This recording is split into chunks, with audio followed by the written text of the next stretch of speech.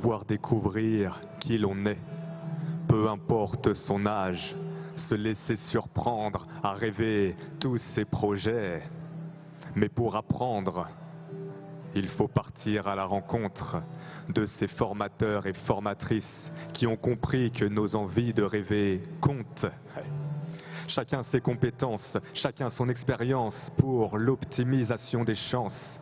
Révéler les qualités des élèves, c'est donner de la force à la différence. Et lorsqu'on arrive à prendre conscience que la jeunesse est le futur, les enseignants apprennent autant que les élèves au centre de cette aventure. Les centres d'excellence, quand les équipes se réunissent pour que chacun des jeunes décolle de la bonne piste, les centres d'excellence, pour que chacun puisse prendre en main de plus beaux lendemains, les centres d'excellence, ce sont les gestes qui parlent, la bienveillance, la force du mental, les centres d'excellence. Quand l'Europe se donne rendez-vous, ici à Lyon, c'est grâce à vous. On transforme le monde par les enfants qu'on forme, par l'espoir qu'on leur donne, par l'envie qui résonne. On transforme le monde à chaque fois qu'on console, c'est pour faire ressortir l'énergie qu'il nous redonne. L'exemple est dans la souplesse de la discipline. Savoir jongler entre victoire, échec, calme et adrénaline. Il y a mille et une raisons de se mettre en réseau pour défendre la valeur de nos idéaux. Et quand on change les stratégies, on construit des ponts forts pour relier les causes. C'est tout un peuple qui se lève quand la formation européenne prend la relève, abritée par des centres d'excellence où les fenêtres sont ouvertes pour s'envoler vers ses rêves, les centres d'excellence. Quand les équipes se réunissent pour que chacun des jeunes décolle de la bonne piste, les centres d'excellence, pour que chacun puisse construire bien de plus beaux lendemains, les centres d'excellence. Ce sont les gestes qui parlent, la bienveillance, la force du mental, les centres d'excellence. Quand l'Europe se donne rendez-vous ici à Lyon, c'est grâce à vous, c'est grâce à vous, c'est grâce à vous, c'est grâce à vous, c'est grâce à vous, c'est grâce à vous, c'est grâce à vous, c'est grâce à vous tous. Applaus à Papa Boom. Oui, bienvenue et bonjour à tous les éducateurs et welcome to all of the innovators from the education sector here in Europe. Welcome to Lyon. Yeah, that's all my French here. This is where it ends, so I'll be speaking English from now. Hello, my name is Roger. I am your moderator for last year, the year before, and now, and hopefully next year as well. I'm already doing my application for this right now. I am your moderator for this beautiful opening conference of the Forum of Vocational Excellence, the one moment a year where all the people from the different CoVEs around Europe come together to exchange best practices, inspire each other, and also tell each other what you're doing is good, but it's not yet good enough because we want to be not good, we don't want to be really good, we want to be excellent. So today and the coming days it's celebration, but also a good way to even get us excellence one step further. We have a very full program. I had to beg the organization, please insert 20 minutes of break because I turned 40, my bladder doesn't take it that long. So we have to do so much because we have 3 fantastic discussions on some of the issues that are really crucial to discuss right now. And we also have a couple of very high-level people who will also address you and inspire you with their practices. And of course, we'd like to hear from you. That could be in English or in French, whatever you prefer. I would encourage you to speak English, even if it's not your first language. For most of us it isn't. But if you feel more comfortable, feel free to speak French. There's translation over there. One of the channels is English, the other one is French. Just fiddle with the machine, I don't really know which one is which one. We also like to hear you digitally. We're going to use again, like last year, our digital voting system.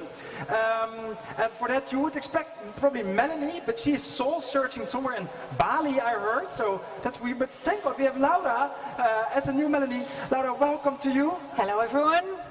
How can people participate in the digital voting? Yes, I see that 83 of you already have found how to do that. Join us at menti.com and use the code at the top screen, or use your QR scanner and scan the QR code. And we asked you, what are you mostly in a professional way? Many of you are already filling this out, and most of you are project leaders or support staff. But, however, we do have some teachers on board, we do have one entrepreneur so far logged in, and some policymakers. Great. We would also like to know where you're from. So please, if you're checked in, put your pin on the map. Where are you from? What European country? Or just pin the rest of the world. And if all goes well, this will pop up as we go. Yes, and while you provide your answers, I'd like to remind, if you are a speaker that is expected on stage before the coffee break, report over there to the stage. Especially if your name is Geoffroy, we really need you to be reported right there at the front of the stage, then you will give it to the stage. So if you're speaking before the break, make sure you're sitting over there, the front row there, then we know you're here and we can get you on the stage. And what we find here is that many of you are from France, very coincident, but also many from Holland, and also from the rest of Europe, as we see, and also some really nice people from the rest of the world, right in this audience. Yes. So, oh yeah, rest of the world, that's even outside of the big map of Europe we draw. Could be maybe just south of the Mediterranean. Yeah, and what is the last question you want to know? And the last question, and maybe the most important, what skill is going to change the future the most? What skill do you think will change the future the most? And you put on highest on the list collaboration, of course, adaptability, creativity. But I also found it really interesting that there's some very basic skills in there, like English. Oh yeah. Collaborate. So we're going to talk also much about what do we need to change in education to be ready for the future, and what do we need to change in skills education. But it's also good to revert the question: what skills are going to start? What skills are going to change our future? Well, and collaboration, creativity, AI. A lot of things are going to change the future. We are going to get started with our forum. Last year you had, and the year before, the European Commissioner for Social Affairs. He really would have liked to be here, but it was impossible to get it in his schedule. Yet he still would like to welcome us, and he gave us a video message. Dear participants, congratulations for hosting this third edition of the Forum on Vocational Excellence.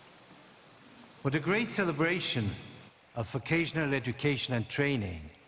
This will be, alongside the WorldSkills competition, also taking place here in Lyon. And why is raising the awareness about training and skills so important? We live at a time where global megatrends like climate change, digitalization, demographic developments, artificial intelligence are fundamentally changing our lives, our societies, and our labor markets. For Europe to succeed, we must ensure that everyone can fully reap the opportunities and no one is left behind. Centers of vocational excellence address the challenges and opportunities stemming from this context.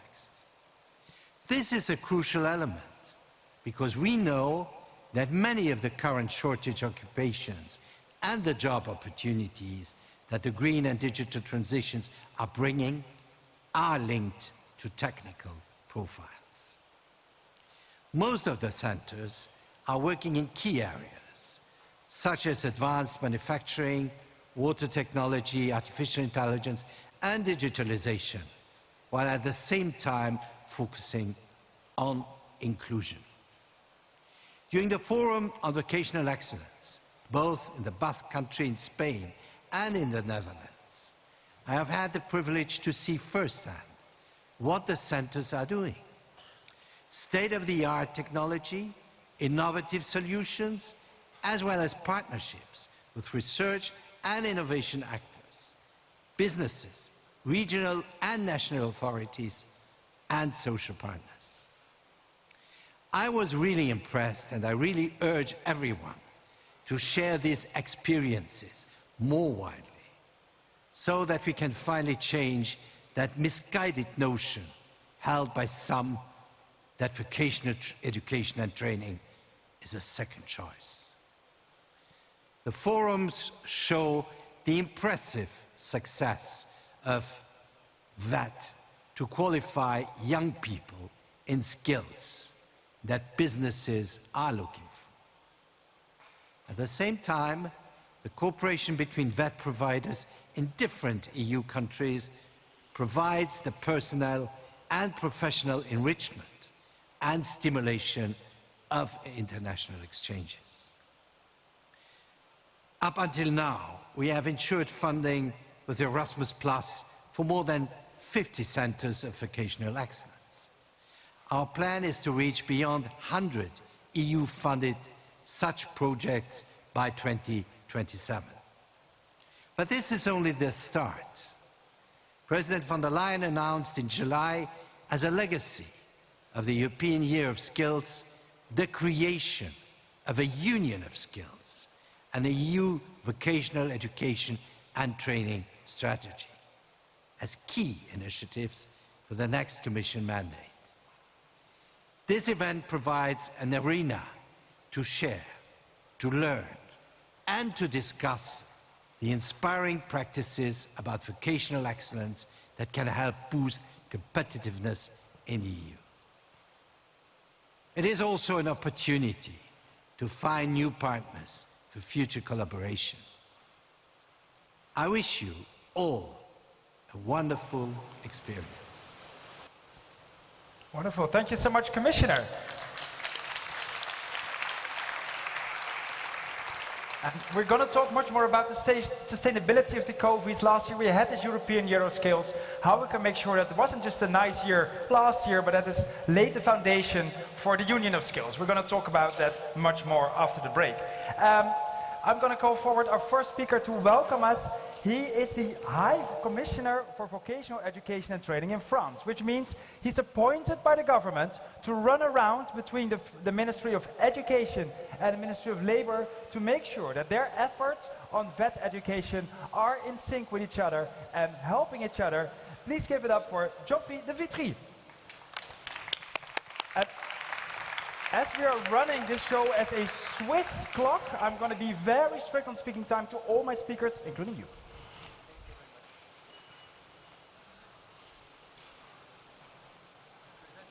Oh, can we have the microphones here on?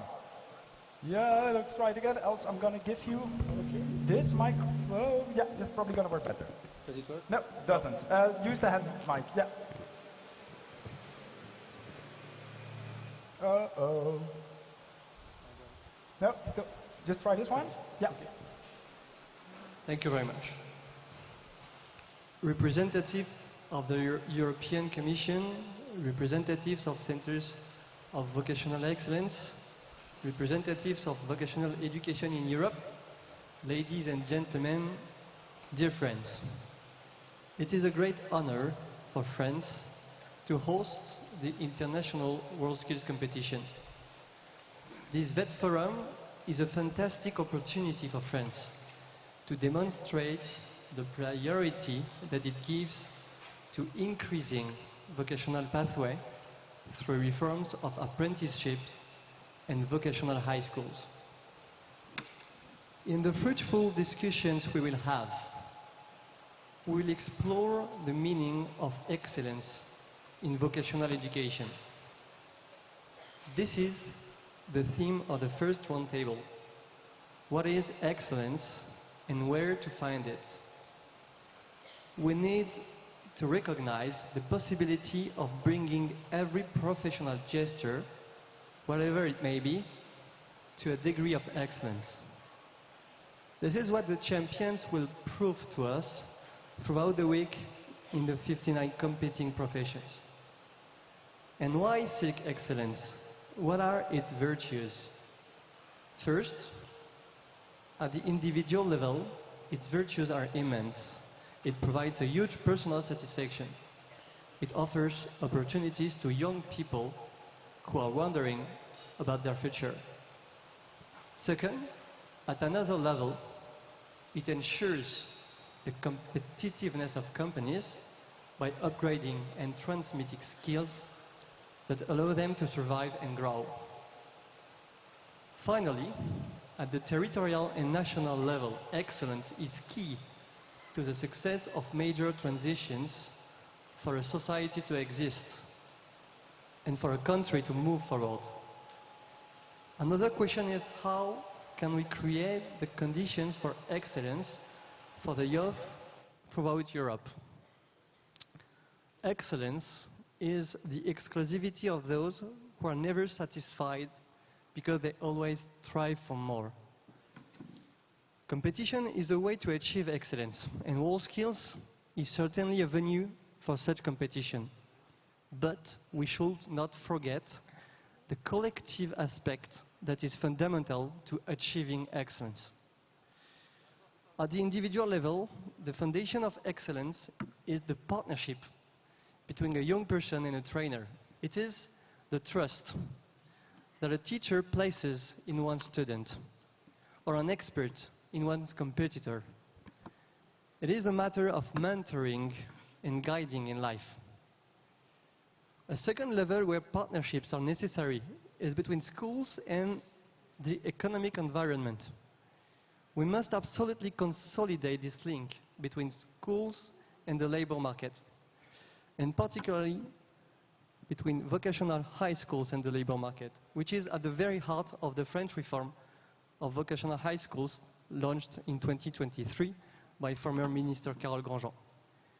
This requires a permanent and constant effort from these two worlds to exchange, which in the longer term benefit both students and the economic players. Individual excellence serves the excellence of professions, and therefore the preservation of traditions and know-how, and the good economic health of the sectors, which contributes in the end to full employment. At the third level, excellence requires local partnerships in terms of public governance. The state and the regions need to exchange to ensure that the vocational pathways match the skills sought by employers. Finally, at a fourth level, achieving excellence also implies a European and a global partnership among states. As French High Commissioner for Vocational Education and Training, I truly believe that exchanges in best practices and traveling are essential in attaining excellence. To conclude, we absolutely must continue to strengthen these four levels of partnerships to achieve excellence in Europe and maintain its competitiveness in the world. Thank you very much for your commitment and your presence today. And a special thanks to the European Commission, of course, to the Ministry of Education, to the Direction Générale de l'Enseignement Scolaire, dear Caroline, and to the Délégation aux Relations Européennes et Internationales, et à la coopération, dear Nathalie, for the fantastic preparation of this forum. Thank you. Merci beaucoup. Jean-François Dupuis, merci beaucoup. And I'm going to hand over the microphone to the Director General for Schools in France, Caroline Pascal, as our first high-level speaker.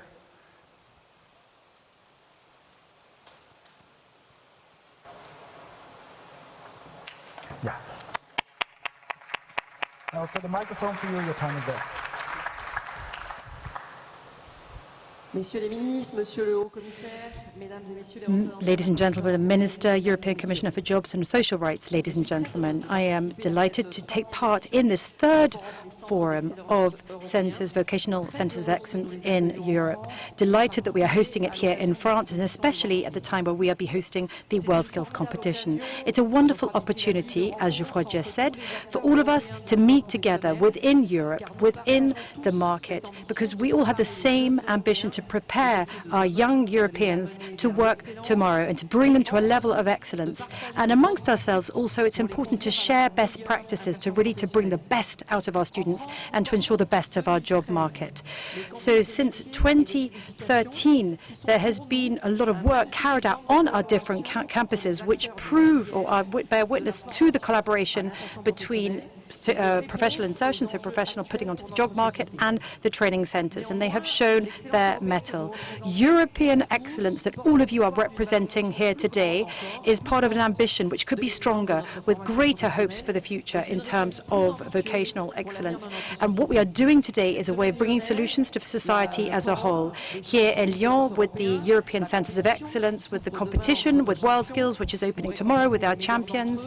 Again, all of this is bringing out the best of our students, the best of our youth, to really enhance what their futures could be like in the professional world. That is why we need to focus on union between all of the partners to ensure that we can build ecosystems broken down into different areas at all levels, at all sectors, from the top of the scale to the bottom.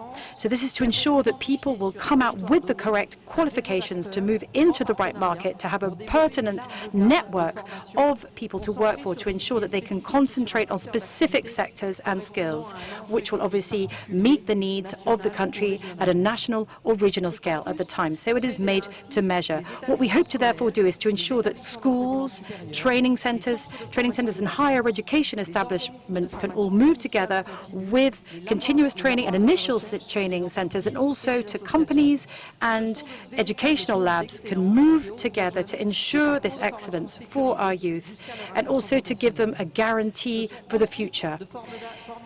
This is also a fantastic opportunity for companies to recruit, to source people of a high level to be part of their companies. That is why, on a regional level, we are very much investing ourselves fully to bringing jobs onto the market with the right labour force. As you can see, the youth are vectors of innovation. They can bring together innovation on a larger scale and boost the dynamic across the board. So 65% of school children will be moving into sectors of industry or business that don't yet exist. That shows how much innovation is important, and that is why it is important for training centres to offer training programs which are really in phase with the needs of the future. So that means we need to bring new jobs onto the market. That is with the industrial section, construction industry, but also with hotels and catering, and also other sectors of the future. Here again, it's important to be working with digital, with the energy transition, and also with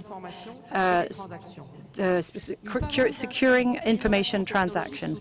So technological innovation of all forms and skills transfer are essential in this equation. Thanks to this innovative vibe and drive, there is even more demand in the market for experts in the field.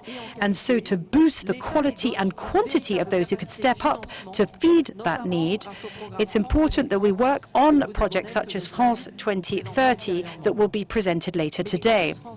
But the French campuses also need to open up to others, to face up to other demands. It could be environmental or other, and indeed these European excellence centres are key. The challenge is to be able to go towards more creative and innovative and transformative solutions, and that means that the community of these centres of vocational excellence are the hubs, are where we can let this thrive. So again, the European Commission supports all of this vocational excellence centres, as we do with all connected to qualifications. So these centres are forums which have a very high opportunity for sharing, to be able to come face to face with the challenges of today and to bring out a network across Europe, because we all have the same challenges. We need to develop and support the jobs of the future. We need to maintain the level of competence and skills in a certain area. We need to find excellence in training, and also we need to coordinate together to ensure that we make a success of this at every level. As a conclusion, I really hope that there is a great collaboration amongst all of these different centres, and more every day, to be able to open our young generations, open up to new jobs, and to ensure exchange between different countries and mobility. Wonderful, thank you so much, and I think you touched upon a lot of topics we're going to touch upon later in the program, especially why it's so special and important that we combine this conference with the WorldSkills tournament that's happening right now, and also the important jobs of the interplay between businesses, industry and education, how they can work together, is definitely something we're going to touch upon more. Thank you so much. Let's start talking about our first big topic, which is, what is excellence? We all try to be excellent, but what is excellent? Do we have a shared definition for it? Is it important to have a shared definition for it? And if that is excellent, also how can we improve on excellence, that it makes sure that it's also excellent for everybody, and we include everybody and exclude nobody?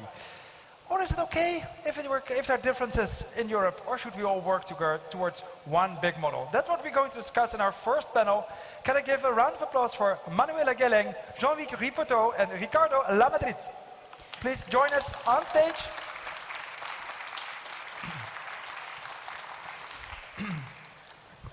Feel free to take a seat here. I'm going to give you back the microphone. While you all take your seat, please check your Mentimeter, because we asked you all what is the key element of excellence. So take your time to give that some thought while our guests take their place. Yes. Does anybody you need translation? That you need a translation, le translateur pour vous? C'est pas nécessaire? Okay, d'accord. Can we get? Stay seated. We're gonna. Oh, yeah. The headsets are gonna come. Yeah. Some people are. Yeah. Perfect. Okay, d'accord. We're gonna talk with you about this topic. First of all, Manuela Gelling, you are the Director for Jobs and Skills at the European Commission. How important is it that we have one European-wide definition of what is excellence? I don't know whether we need actually a European-wide definition of excellence, because I think when we speak about excellence in vocational education and training, it's the excellence that is required to achieve the objectives of a good education and training, of addressing the needs of companies, of striving, of including everyone into this process. It's a collective, it can be a personal process, and it can be a collective process. Excellence, we need some things on the collective level, and you can also have your own sub-definitions to make it even more excellent. That's very good. Jean-Luc Ripoteau, you're the Vice President of FANUC Europe. You make robots for factories. We saw a lot of your machines over here, exciting things. You're also part of a CoVE. Are the robots that you make, are they going to make factory workers obsolete, so we don't need people anymore? Or do we, for your robots, need people with extra good skills? Sorry, the sound is very bad. The sound, yeah. You have to turn it on first, yeah. And then. Sorry, could you repeat, please? I'm going to repeat. The robots that you make, are they going to make skilled laborers obsolete because they're all going to be replaced by robots? Or do we need more people with good skills to work with your robots? In fact, it's very different. Of course, in the first time, robots replaced people, but now I would say it's very different. We are trying to work on very specific processes. So I would say that now robots are trying to work with people. That's the main difference. Okay, you are part of a CoVE.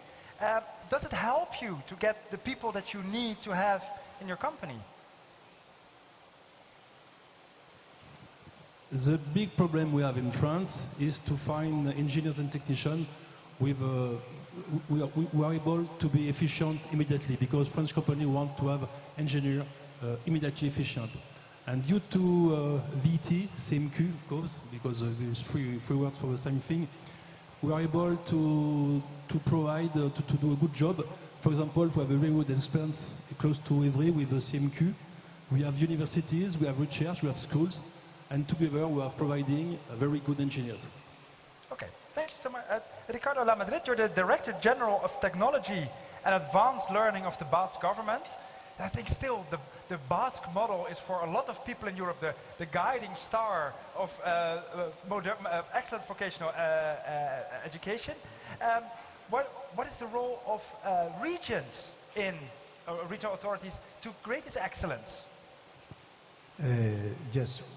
For example, for the Basque Country, we are aware that we need to follow the European strategies because the excellence is like the flagship of the European Commission, but is a really important element in our region. So in our case, we try to create or to define a model that is designed with a student-centered approach. It's just not training people. In addition to training people or workers or I don't know unemployed people, we try to go further, to go beyond.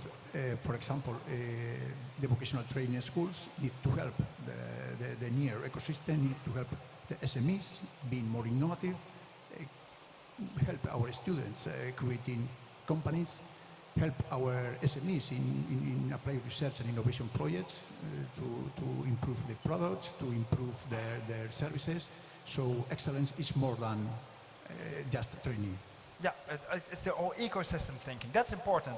Lara, we can ask the audience what they think is the key element of excellence, and I see a lot of ideas. Yes, many answers coming in, really nice. And we can actually see some clustering in here. There's people saying, well, key element of excellence has a lot to do with knowledge, with teacher trainings, with innovations, and as Mr. De Vitry said, the thriving for more. That's the one cluster. The second cluster is with the more softer skills, like diligence, rigor, agility and creativity. Then there's the third cluster, which is about collaboration, partnerships and cooperation, because we thrive together. And finally, there's a cluster on inclusion. We should not make excellence, we should make it inclusive, and it should not be a matter of heritage. Okay, well, we're going to definitely talk more about this inclusion. Speakers, do you see something on this screen that you agree with a lot, something you disagree with, or something that you're missing in what you heard? Manuela, may I ask you, is there something that's crucial? Well, I think excellence cannot go without inclusion. This is clear, because if only few reach excellence and not broader, we will not be successful anyway, because we will not be able to implement this excellence and share it with a wider number of people. So I think inclusion is clearly an important aspect. I think there should be a good mix, as was set out there, between more technical skills, but also the softer skills. And I think with the advent of AI and it will be important to have these softer skills like creativity, emotional intelligence, and capacity to have critical thinking. Yeah. One thing I think is that we should not fix ourselves on any of these, because I think excellence is an evolving concept. What is excellent today may not have been excellent yesterday and may not be excellent tomorrow. So I think excellence has to have this notion of striving for better all the time. We're not going to put the definition in stone today and put it there for the next 200 years. Yeah, Ricardo? Oh, okay. Yes. For me, Ricardo, further, yes, come to you. I don't see very well from here, but I don't see the word system or ecosystem. And from our point of view, from the regional point of view, we think that we have to create or to define a very good system, because if you have a good system, it will survive on the time.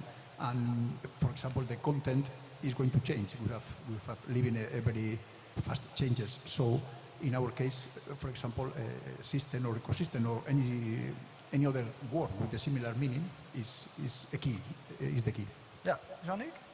For me, the most important is the common will of all the intervenants. That means industries, universities, research, government, and if everybody is going in the same way, it will be very efficient. Because once again, it's the people make the difference.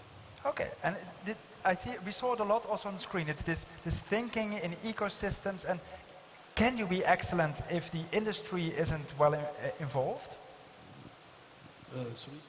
If you don't have the industry on board, can you be in any way excellent if you're too much focused on your school alone and not the ecosystem? Yes, it's possible. For me, it's really the key. If the industrials are not present and not push the things in order to provide the last technology, it will not work, clearly. Okay, that's a very important part. Let's talk more about inclusion, because we just already heard it's important that it is for everybody and not just for the happy few. So how can excellence be achieved without discrimination or elitism? And Laura, what do we want to know from the audience on this one? Yes, what we like to know from you is what do you do to be more inclusive regarding thriving to excellence? Yeah, so this is an open question. What are some of your best practices to make sure you're more inclusive, you include everybody, people with lesser money, people with opportunities, people with disabilities, all kind of people that maybe we might be forgetting when we're being excellent. Ricardo, how important is that we talk about this inclusion, or is it, because we just started the CoVE, is already inclusion now a big topic? Yes, we think that is a very big topic. In our case, in the Basque Country, we try to make, or I think that we just make the best vocational training available to any citizens, and doesn't matter the background, doesn't matter the age, and of course we rather than speaking about elite teams, we can speak about equal opportunities for all, because we have a very flexible system. Again, the word maybe is the system.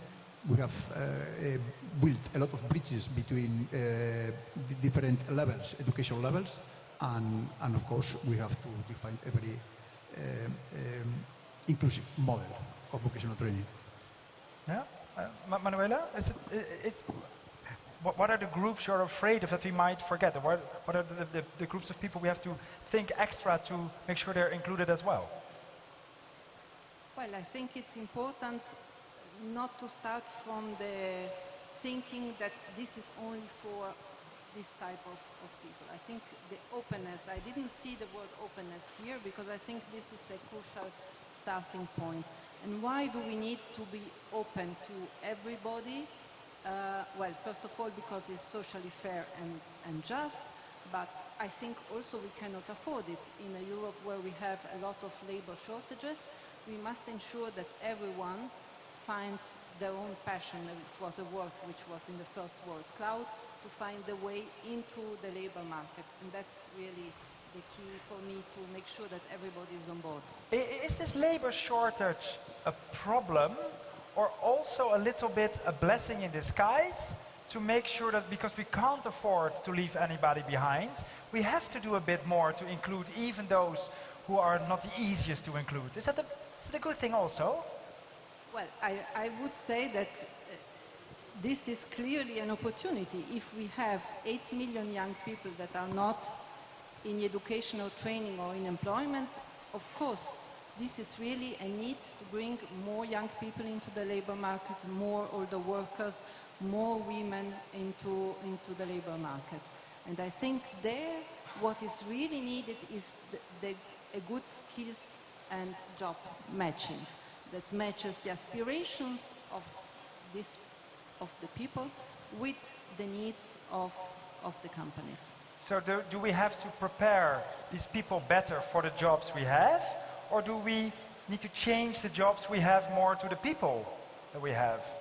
I think in a way it's both ways. Certainly we need to have better education and training that really fully meets the aspiration of the students, of the people, of the adults that want to embark in vocational education and training. But also from the company side, it's important to be open in the recruitment process. And we have seen in the past very good examples of just the way you draft your vacancy notice can actually attract a much wider pool of people. Yeah. Jean-Hugues, how is that for companies? The pond, the lake you're fishing in with employees is becoming more and more empty, and you're left with the fish that maybe not have all the qualifications or a lot of work experience, or maybe they're in a wheelchair. Is this also a task for industries to be more inclusive and also more tweaking the jobs you have to different kind of people?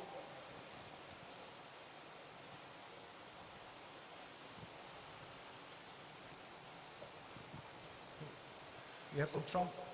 Of course. As industrial, we are trying to do our best. Don't forget that we have also to provide results at the end of the year. So we do a lot in terms of apprentice. We have 10% of our employees are apprentices now, at different level, of course.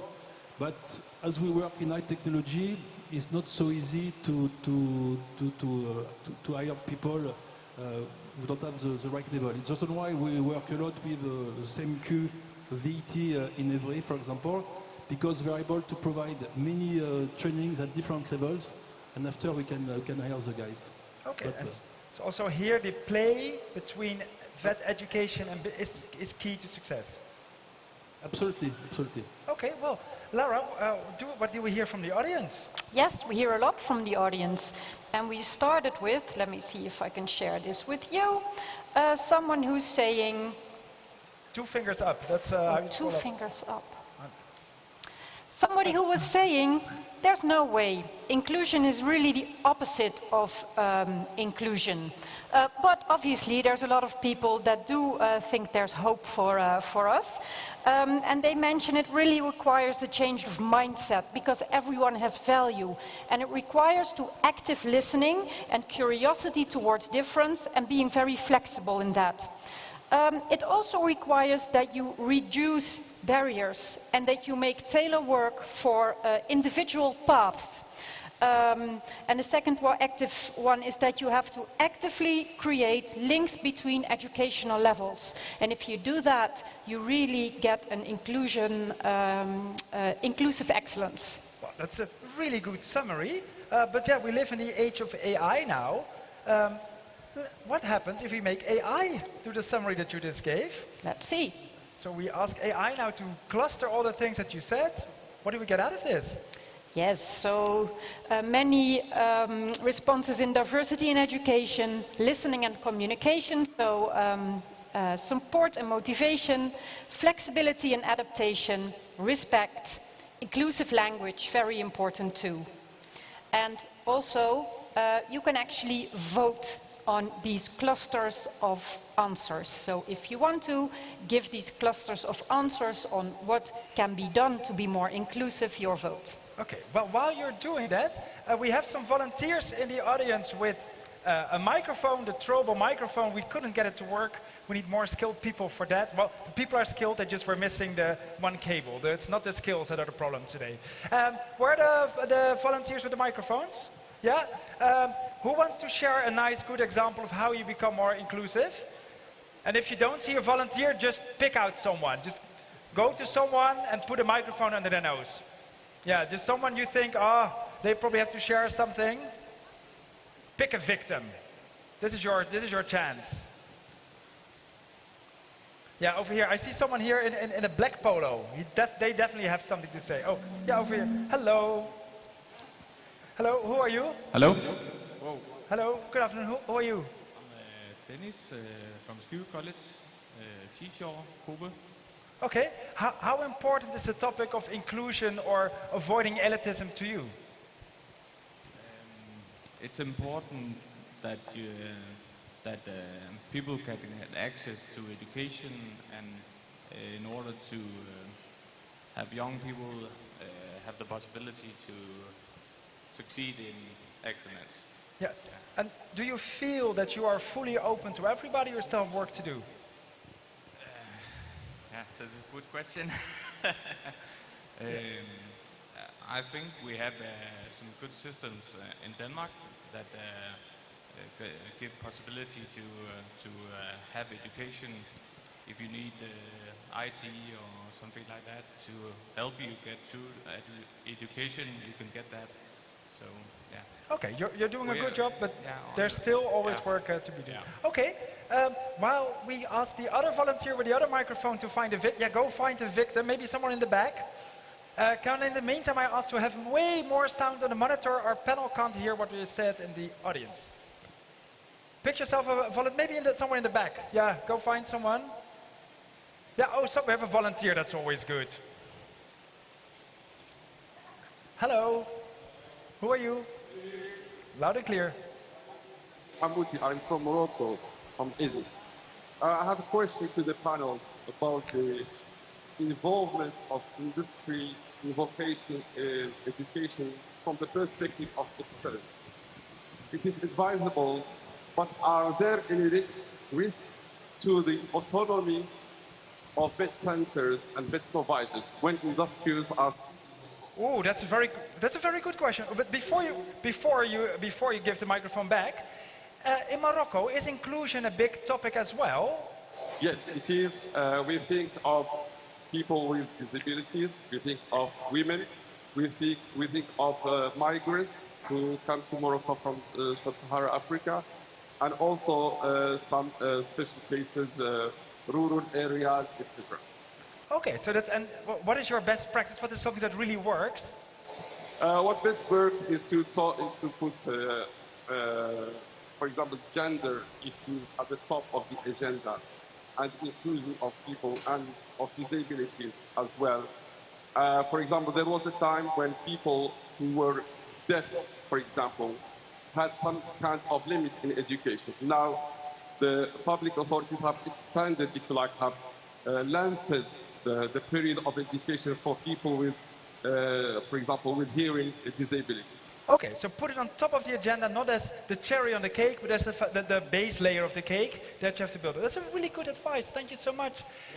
Yeah, I think this is an important question that was asked. We understand vet providers and the industry have to work together, but there's the risk that the industry says, give us some skilled laborers and do what we tell you to do because we have the money. I have a very simple comment. I would love that my competitors would be present too in this business, in this activity, in order to support the developments and the teachers. It would be nice. Unfortunately, it's not enough the case. Okay, yeah. How do you work with this balance between cooperating and independence and autonomy? Well, in our case, in the Basque Country, for example, we try to achieve the commitment of all the actors in the system, companies, families, of course, vocational educational training schools, municipalities. So I think that not only the company, also the governments, also the municipalities need to I don't know how to say it, to feel this commitment is something between the different actors. And is it a big task of the government to be like the referee and make sure everybody plays a role, or should it be a play between the providers and the industry to find common ground and common interests? Yes, not only the government. In our case, for example, the vocational educational training also plays a key role in this relationship between the government, the families, companies, students. So we need to create the spaces, the different spaces with different meetings, with different forums to create this ecosystem. Wonderful. In the meantime, Laura, what did people vote upon? People have been voting. People could choose 3 of the clusters. What was the most important? Ooh, now it's complete. Computer says no. I think you have to go to the next screen. That should probably give us the answers. Oh, yeah. Exactly. This is the clustering. Make sure that you get into the diversity in education, the listening and communication, support and motivation. But what I also thought was very interesting in your response is that you said, whatever you do, teach your trainers, train your teachers, make sure that they know how to be inclusive. Yeah, Manuela, is this good advice from the audience combined with AI? Your microphone. Is this good advice from the audience with a little bit of help of AI? Yes, I think, well, I think that in principle is very different in all member states, and there are differences even within member states, so everyone has to find its way to find the right path. So I think, yes, indeed, I would say flexibility and adaptation is really a key aspect. Wonderful. Because it's only if you are able to be flexible and to adapt to the needs that you will be able to be more inclusive. And I think motivation and support is really very important. Perhaps it was not voted enough, but I think being open and supportive is really important to achieving more inclusion. Okay, wonderful. Well, it's a nice collaboration of humans and AI. It works perfect. Let's move to the last question in this first roundtable, which is also how do we create a European, how do we have the different European models, because most countries have their own models in their countries, or they have different models, or they have a national model. How can we make them meet more to create a common European skills area, and how can we overcome the differences, or maybe we shouldn't? Laura? Yes, so how do we get there, this European model? Do we need a European directive, or should it come from the bottom up? Let the CoVEs guide this way, or make my model the standard. You might say we already have it, we have the EQF standards, or maybe you say forget about it, this European model or European standard. We're happy to know. Yeah, so the first one you really say, come on EU, be the captain on the ship and just decide how we should do it. Other, well, just see how it works, or let the CoVEs do it. And of course everybody says we all should use the same model, my model. If you all adapt to how I work, then we'll probably be perfect. Okay, so far a lot of people go for bottom up. Exactly, and there's 3 people that make my model the standard. Yes, of course, they have found the perfect model. Yeah, Jean-Luc, what is the best way to get to a European model, to make all these different models meet each other? A specific question. Huh? Yeah? Very complex question. I'm not sure as the right people to answer. So, from my point of view, it's good to work at least at country level in order to have to respect how the people think, to respect the culture and so on. But I don't think that too much Europe is always the best solution. Okay, not. Maybe I'm wrong, but. What's the risk if we do too much Europe? The risk is more philosophical than anything else. The risk is maybe it's important to have to keep the culture and the habits in the region, even for industrial point. Do we consider that France has to do the same thing as Germany, for example? Not sure. Okay, yeah. Ricardo, would you answer this question?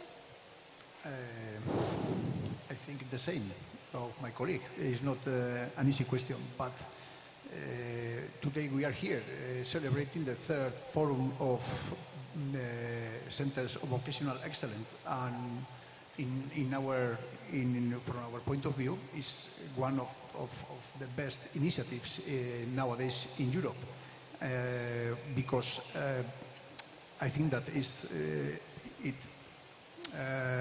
enable us to share knowledge with different, not just in the region, also between regions, also between countries, and between different actors or stakeholders. So I don't think that it's just one European model, but to share different models enrich each actor. Yeah, but you could also say we have the Bologna process for 20 years, trying to harmonize.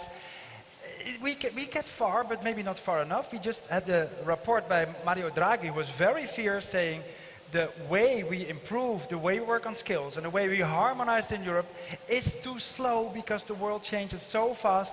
We need to step up our game. Can we do it without the European Commission saying, as a captain on the ship, this is how we do it? Do you dare to answer?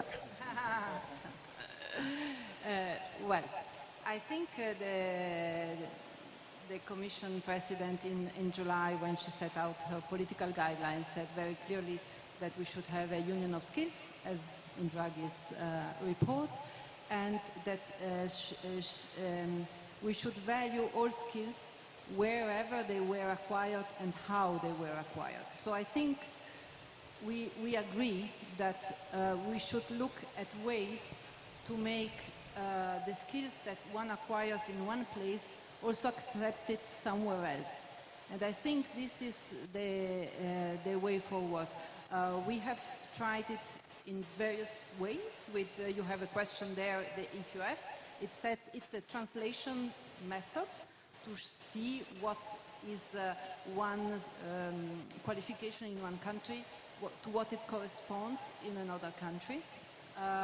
We have been arguing skills first, so we should not look at what this piece of paper says, but what are the actual skills that the person speaks and I think has.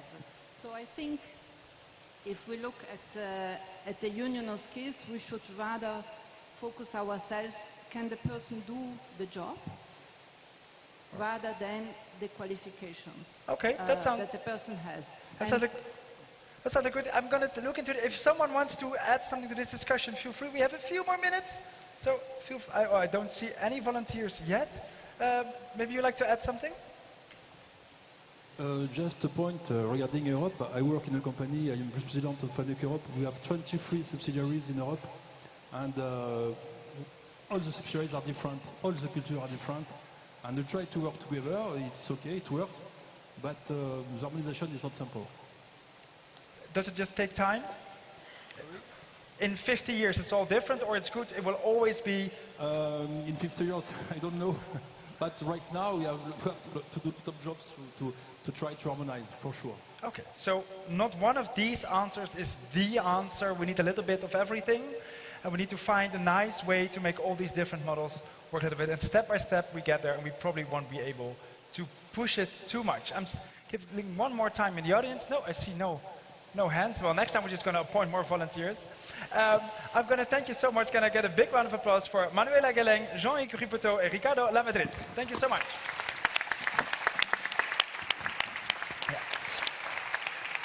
One of the important things we're going to talk after the break is, of course, mobility. How can we get more students also in VET across the border?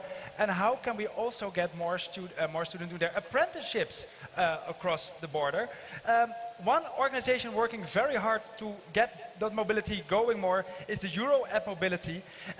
They are a non-profit association founded in 2020 to develop more international mobility, also founded by Erasmus.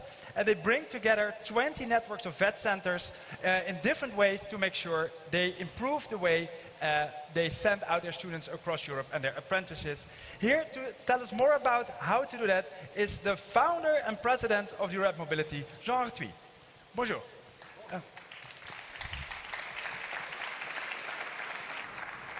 Bonjour à vous tous, mesdames et messieurs. Ladies and gentlemen, good afternoon.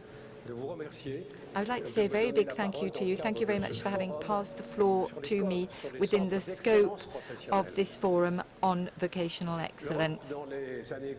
Europe over the next few years is going to have to face some major challenges, and vocational training, I believe, will be one of the best ways of guaranteeing efficacy in rising to these challenges: environmental, climatic changes, digital changes, but of course also all of the challenges that are out there in terms of competitiveness and demography.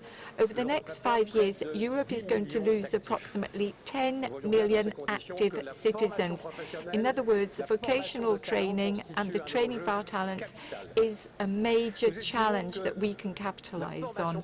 It's important to note that vocational training, along with an open-minded approach to the international sector. Let's give our young people the soft skills, the cross-cutting skills, self-confidence, agility, creativity, intelligence, collective intelligence, and also a few linguistic faculties so that the young person in question can express himself in a language other than their mother tongue. We've seen the benefits from the Erasmus programs, but Erasmus programs are for university students, for those students and pupils who go to top-notch universities. It's a lot more complicated for those people who do apprenticeships, who alternate between work and studying. So as a result, we believe that one of the major challenges that we have to rise to is to give all young people the opportunity, notably at levels 3, 4 and 5, to go on a mobility program, even if it's only for a few weeks, or to go for several months. And we've identified barriers, obstacles that make it so much more complex for certain young people pursuing with vocational training to benefit from this mobility. So all of us together, we must gradually get rid of these barriers. Sometimes they're legal because there's the question of the labour contract. How can we guarantee the financial independence of the young people while they're mobile abroad? How can we guarantee that we validate the new skills that they've acquired in terms of their diplomas? How can we overcome the language issues? Because mobility isn't just for people travelling to another country. We too have to be capable of hosting young people from other countries. And then there's all the psychological barriers, the employers, the families, sometimes the young people themselves. So I would argue that we all have to work in this direction. The state authorities, the European Union, the different European boards back in 2020 gave advice. There were declarations that were made in Porto, for example. The heads of state and the governments have very much said that professional vocational training is very important, as is the mobility of young people. But it's not simple to implement. So the Commission has assumed its responsibilities, has made recommendations for an apprenticeship contract that will work, that will be able to be introduced. The Commission has made recommendations for setting up vocational excellence centres, and in November 2023 additional recommendations were made for Europe on the Move, with a specific chapter dedicated to mobility for apprentices and people in training. And this was approved by the Council of Ministers on the 16th of May of this year. So the authorities have made the right declarations, but that's not enough. Now we have to motivate the trainers, the vocational training centres, and we also have to motivate the employers at all levels so that they can simply encourage their apprentices to travel and go away for several months. And they need to encourage their apprentices to also host young people from other countries. We have developed all of these partnerships in the best possible conditions.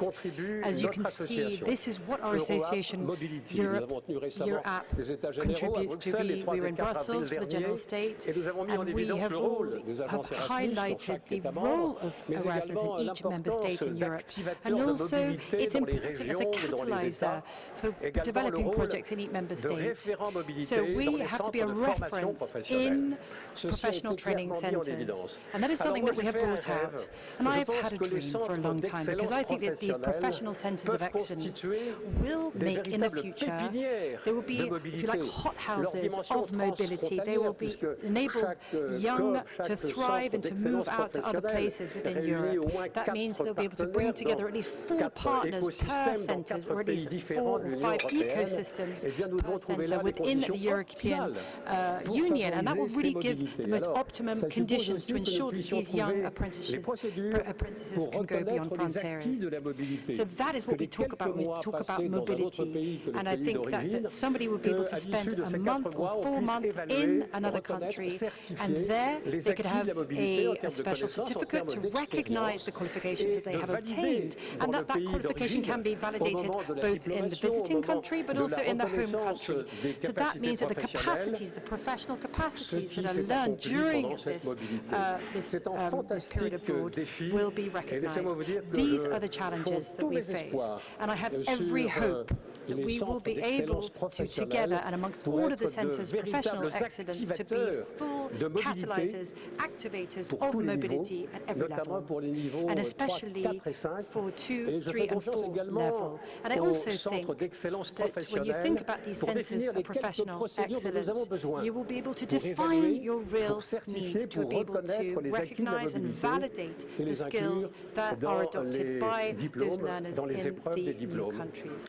So that is something which is key, validation and recognition. I'd like to share with you today the fact that I'm counting on all of your centres of vocational excellence to be able to develop mobility of apprentices throughout their training. Of course, I think that obviously we can use help by public authorities and all of the different directives and recommendations that I mentioned earlier on, but we really need to have the commitment of employers to make that. For 1 second, Laura, can we ask just you Sorry, very Laura. passionate about this mobility? That's fantastic. But also, we still see barriers. So we're going to ask the audience as well, what barriers, can we switch the system? What barriers do we still see? And I'm going to ask you to comment on the ones that you think are the biggest problems. So what obstacles do we still have?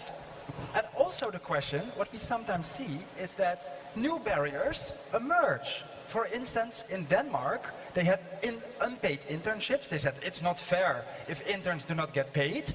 Makes sense. So now they pay the interns, and now the companies say, yeah, but if we pay, we're not sending them abroad, and definitely not to our competitor. So sometimes we see new barriers. Are you afraid that we still have more barriers to come?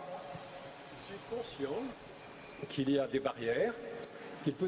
Yes, there will be barriers in the future that we haven't quite seen before. There could be barriers in terms of competitivity, in terms of loyalty.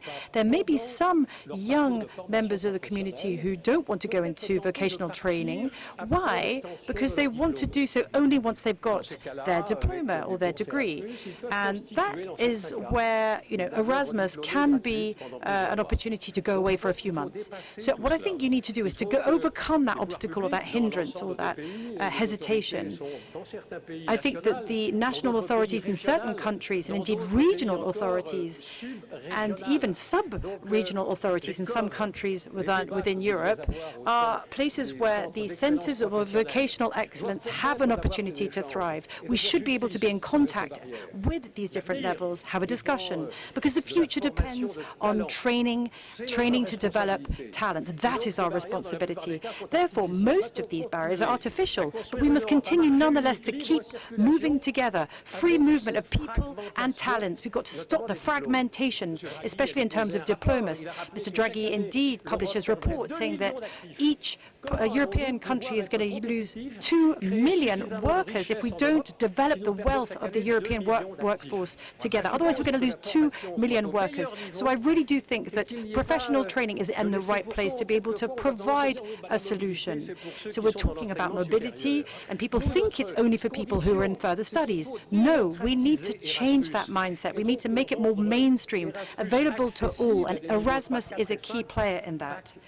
So we have to ensure that it's not just for higher education, and there's great urgency to take away these barriers. So Commissioner Schmidt talked about the directive that he published about SAGE.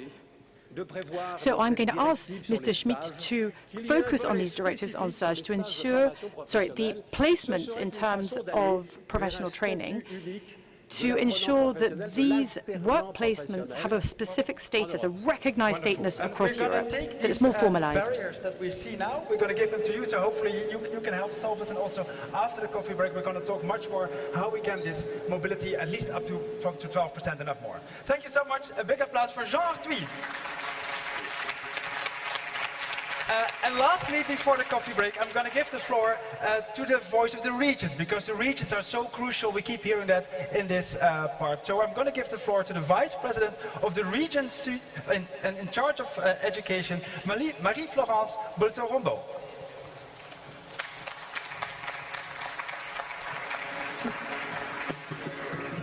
Bonjour à tous. Good afternoon, everyone. So I'm Madame Fremont-Bouteau, and I am coming here today to speak to you representing the French regions, and I'm also the Vice President of WorldSkills France. So I have two roles here because we have WorldSkills happening, an exceptional event happening here today in Lyon with the international finals, which will be beginning this evening and will continue tomorrow. So what I wanted to do is take part in this forum. Why? Because it really highlights the innovation that you can see in the French policy in terms of education and training. And it's something that we don't necessarily talk about enough here in France. And we're talking about qualified training. So there are lots of collective group adventures that we can go on together with these centers of vocational excellence. Why? Because there's a wonderful partnership, as you have illustrated here today, across the different regions. So again, we're talking about the lycées, the secondary schools, but also the apprenticeship training centers in the different regions. And regions together across France continue to work together and with enormous will and determination. So all of the players and all of the actions which have been brought together with the different campuses across the regions in France, and indeed it's not easy to work together, but nonetheless we have worked very strongly on this project. We began in 2013 here in France, and it was after the new law that was for school education here in France. After 2013, we managed to set up at least 100 of these campuses across 10 different regions at the time. In France, you may not know, there are many different regions that are quite far apart from each other, but nonetheless, we have 18 regions that have taken on these new campuses, which are called Campus d'Excellence, Excellence Campus. So amongst all the different strategies, we have also produced many different projects to work in step with the campuses to help transform the skills and the job market. And we've set up partnerships with a collaborative approach across the board. Above all, these campuses enable the young to be able to carve out their own careers path, so from a vocational training level up until a master's degree, which means that when they come out of the campuses, most of the young students find it very easy to find a job. So we have 12 different dynamic sectors which are represented by these campuses, and most of them cover different sectors which meet the current needs of the regions and indeed of the markets. So it could be transport, aerospace, tourism, gastronomy, design, creation, the audiovisual fields, biotechnology, chemistry, material, innovative material, infrastructure, the construction industry, eco-construction, energy transition, also innovative system, also well-being, to name others. So again, the logistics side of companies, digital and communication. So in all of these sectors, the regions have given support with all the different advice, economic development and training. And that is what has led us to have a new label which has been recognized by the French local education authority. So with this new label that has been set up, it enables the students to have different schemes across the different regions. And indeed, the education authority has given more opportunity and more structure. So all of these regions have participated in financial terms, but also in terms of helping and giving investment, not just monetary terms, but also by buying up what we call logistics centers and logistics resources to ensure that all of our young students are going to be trained with the most cutting-edge technology and tools. So what are our ambitions in the future? What are the different propositions that we come up with? Well, first of all, that we want to give each of the people who are part of the campus a real sense of belonging to those campuses. So they're all grouped around a single shared project, something which has a deliverable that they can define, and they will be given a qualification at the end. So it's a daily positive experience for them throughout their studies. On these campuses, these regional campuses, we have different levels. And indeed, we're talking about the funding. Again, we want to bring on a sense of competition between the different centers. And after the 2018 law, which opened up the market for professional training, means that in 2023 it's now coming into fruition, and we're now recently applying this new opening up, if you like, of the field of professional training. So the Provence and Côte d'Azur region had 61 centers before 2018, and since 2018 we have 421 different training centers now. So you can really see how concrete the acceleration has been and how determined we are.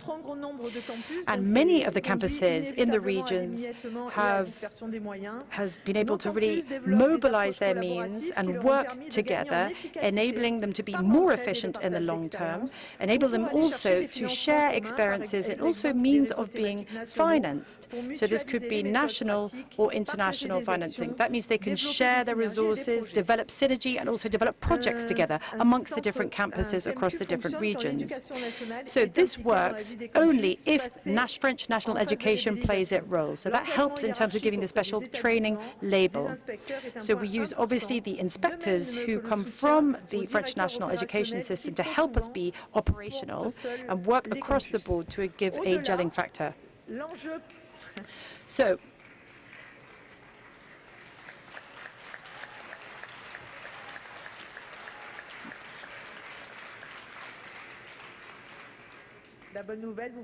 as you can see, the good news is that we're fully aware of our achievements.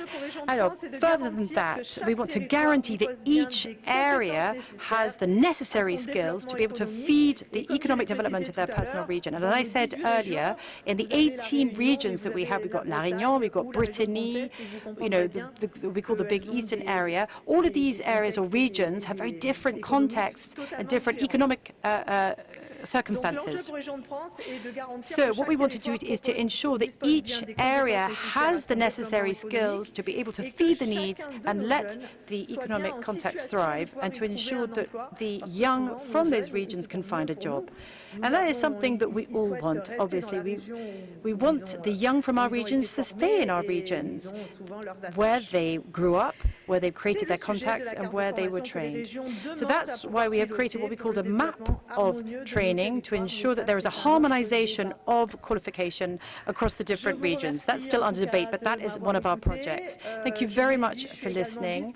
I'm also Vice President of WorldSkills, so I look after the different regions, and I represent the French region, obviously. So I hope that you have a wonderful week here with us. You're going to see excellence, you're going to talk about excellence, you're going to see what we can offer here, and also you're going to see how the youth that we have here are really feeding into that debate and that synergy amongst all the different countries represented. Thank you so much. In the beautiful south of the France. And not just in Paris is also nice, but the south is much nicer. Thank you so much. We're going to take a 15-minute tea break. There's some water over there, there are toilets. And in 15 minutes from now, please be back on your seats, because we're going to talk about the future.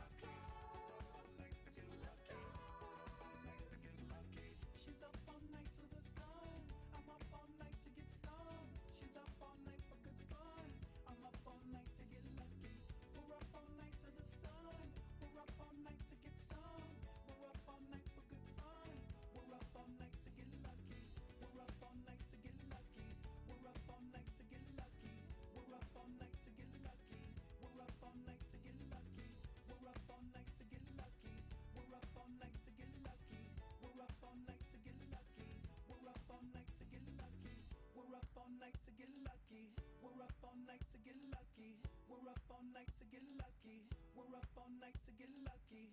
We're up all night to get lucky. We're up all night to get lucky. We're up all night to get lucky. We're up all night to get lucky.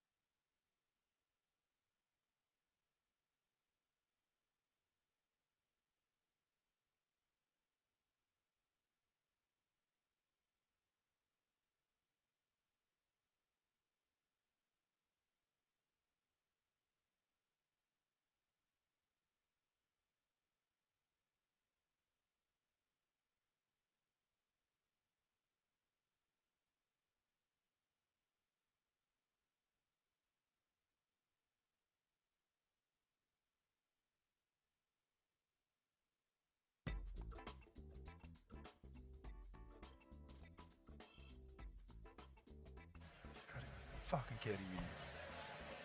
Okay, hello everybody, welcome back. Go find yourself a seat. We just heard that the minister will be a bit early, so we have to be even faster than we were. So get on your seat as soon as possible, find a seat so we get started with the rest of the program. Before we have the Minister of France, we have two more important discussions that we need to have. The first one is about how can we make the CoVEs more sustainable? And the second one is much more about how we can move up this internationalization and more students, teachers and other people on the move. So save your interactions with friendly people for a bit later. Go sit yourself on a chair. Friendliness comes later. Find yourself a seat. Else there will be people violently getting you onto your seats.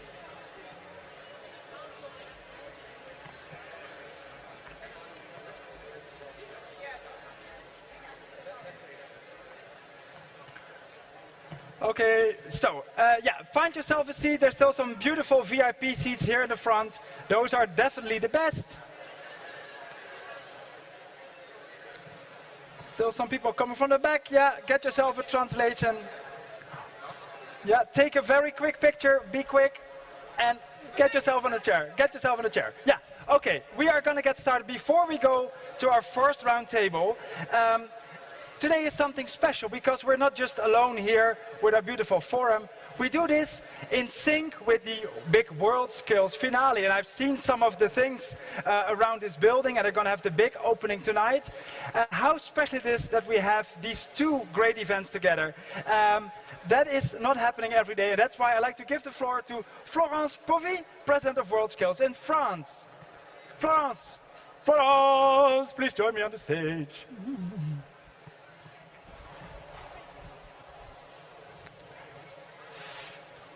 Good afternoon, Florence. You are the... Good afternoon. Can we get this microphone working? Yeah. You are the President of WorldSkills France. How special is it that we have the WorldSkills finals and this conference together? It's absolutely superb. The first thing I want to tell you is that we are very, very enthusiastic and proud to welcome you.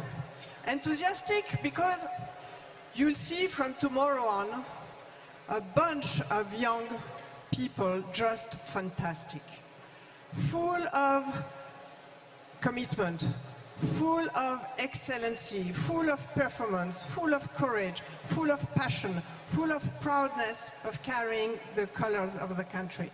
So it's very, very exciting. So I wish you, all of you, will have a great time discovering, for most of you, a WorldSkills competition. And proud, very proud, and we are really very happy of the work we've been doing with the Ministry of Education, and especially with Mathieu Merseca, and I'm really happy to have also among us Caroline Pascal.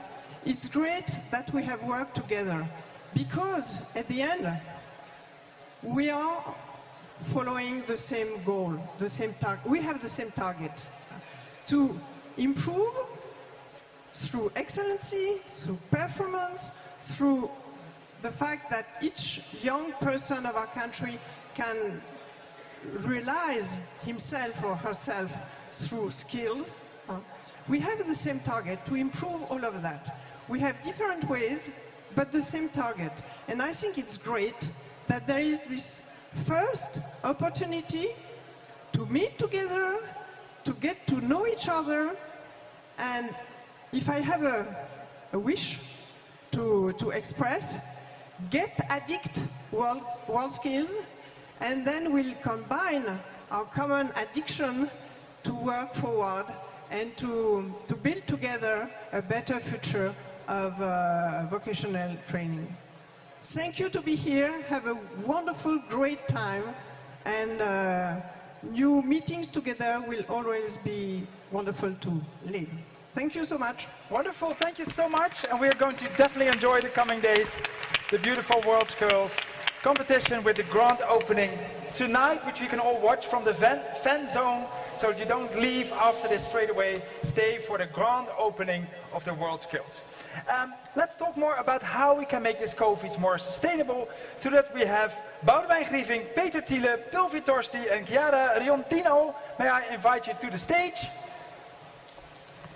Yeah, you get some applause. Get yourself on one of the chairs. And I hope you all brought a, most of you brought a translation headset. Get yourself a seat, yeah. We want to talk more about how we can make the added value of CoVE sustainable, because the subsidies is all supposed to be a temporary project, but we don't want to make this temporary. We want to have this at least a legacy. We're going to discuss with you how we can make it sustainable. But first of all, the question then, of course, is what is sustainable? We have with us Boudewijn Grieving. You're the coordinator of the CoVE from the Netherlands. How do you manage to unite a community that isn't always physically sitting together and having so much other things to do as well? On the one hand, it seems like a very difficult task, but if you look here in the room, it's actually quite an easy task, because the community is all of you. And the way we've done this community with all the CoVE leaders over the last couple of years is just really getting together to discuss how we can make the biggest impact for students, for companies and for teachers. And it's basically just creating these meetings and just building on the expertise of the crowd that is here in the room. So I'm really looking forward to the next couple of days to learn from all of you. It's all about inter-human communication in the end. Exactly. Absolutely. Pulvi Torsti, you're the director of the European Training Foundation. You support EU partner countries in reforming their vocational education. This discussion of sustainability, is that something that we only have in the EU 27, or is this also a discussion in the partner countries? Well, to be very precise, ETF coordinates a network of CoVEs that has over 300 members, and those include something we call ETF partner countries, which is almost 30 countries in the EU neighborhood, but it also includes CoVEs from member states and from beyond. And I think in a way, continuing from this example that comes from the field, I would say that it shows how this has grown as a sort of organic... You're sitting on your microphone, yeah. Thank you, Peter. Peter is sitting on his microphone, so now we don't have that sound anymore. So you have really the centers of vocational excellence in a global way, and Europe has taken some sort of lead here. So I think this is a very important also policy tool we should see, because it has been embraced so strongly. I was talking with a colleague here and saying that, you know, in a panel, if we said in one sentence, what's the role of the CoVEs? And we had, I think, two sentences.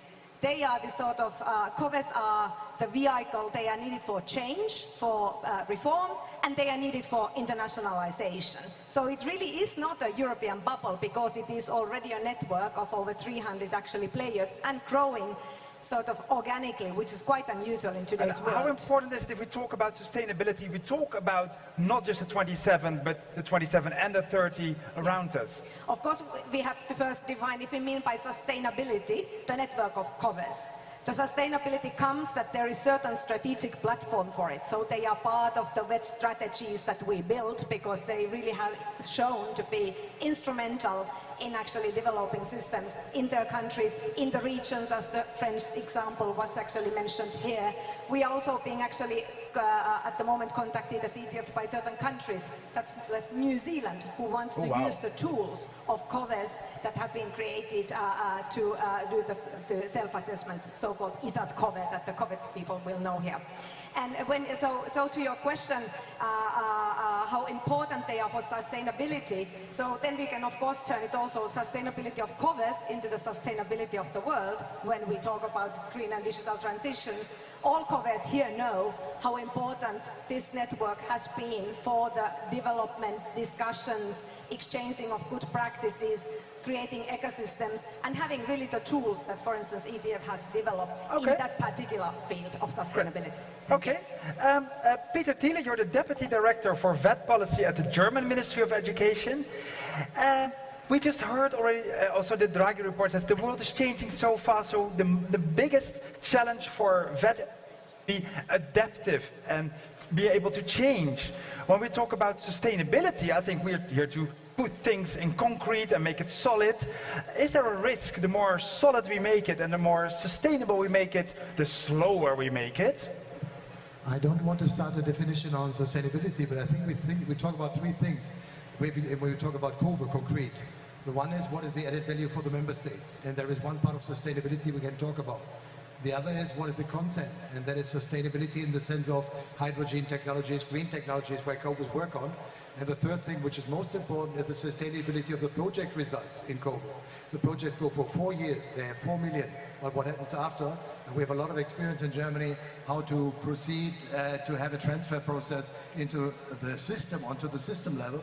And that is, for me, the most important discussion point probably for the projects also, how to safeguard the products and make them really to bring them to a higher level on a systemic level. Okay, to be very brief, for Germany, we see a very strong added value of CoVE projects in the internationalization. We have national innovation programs, pretty similar to CoVE, pay 220 million for that, also 50, 60 projects, but they're all national. This international perspective is very important for us. We can learn a lot of the green technology developments in the CoVE projects, transnational, also in the sense of European core profiles. We discussed it in the Commission, but common European professions. We have European minimum standards with automotive, with aviation industry, so that will work. But basically, the more stronger we sustain our cooperation and the systems in which we work together, the more we're able to be flexible and adaptive to future changes. I mean, it depends. If you look to the booklet on CoVE, there are so many different projects. If you have, for example, projects that come out with a qualification level 5 to 7 on top qualifications in vocational training, they can compare with higher education. I'm happy if they sustain and are not flexible, because then we have equal footing or better in higher education in the system. If you talk about products, they might change. Technology project, they might change. But I think there's not the one single answer. Okay, wonderful. Chiara Girondino, you're the head of unit of the Vocational Education and Training at the European Commission. If you have to choose, we take the amount, the CoVEs that we have now, and we make them even cooperate even more, so we deepen cooperation, or we widen the field and we have much more CoVEs. If you have to choose, it is a horrible dilemma. It's cruel. Yeah, this is very cruel. This horrible question. I really think that we need to do both, and I'm sorry, I need to give this answer in this way, because of course our goal is to have more CoVEs in order for it to be something that will build itself in the future. And like the colleagues were saying here, the CoVEs deliver great value for everybody who is in it, and for the country, and for the ecosystem, and therefore the more we put great experiences out there, the more there will be take-up.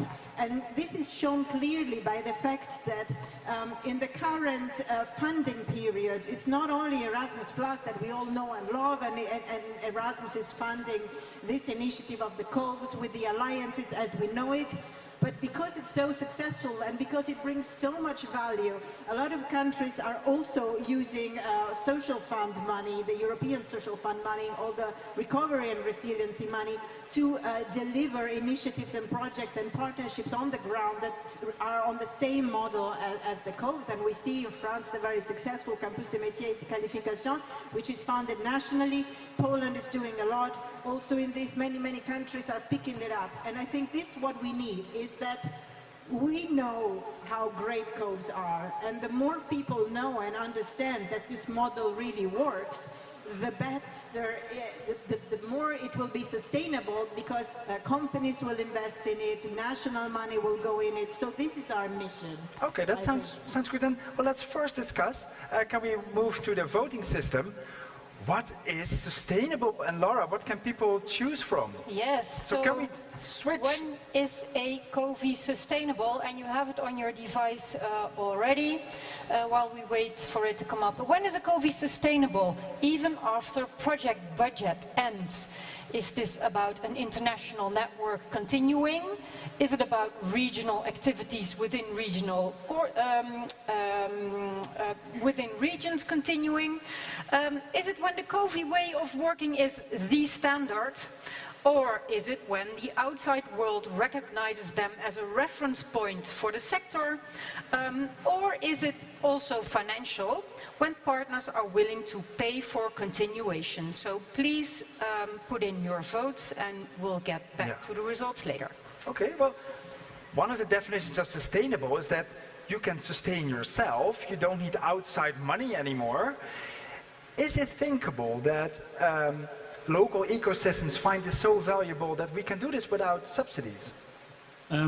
Absolutely, and I think when we're talking about sustainability, we're often talking about, okay, well, what's the business case or what's the finances? Whereas, to me, what is most important is to look at, well, what are the needs in the skills ecosystem, and to what extent are the partners in co-creation able to address those needs? And as long as you're able to make that impact, to really address those needs, to, well, get rid of the headache of the stakeholders in the regional skills ecosystem, then the money will follow one way or another. And whether this is by taking courses into like the regular education system, so like the innovative programs are in there, or whether it's like a network of the partners in a CoVE applying for new projects because they want to do innovation, they want to do applied research.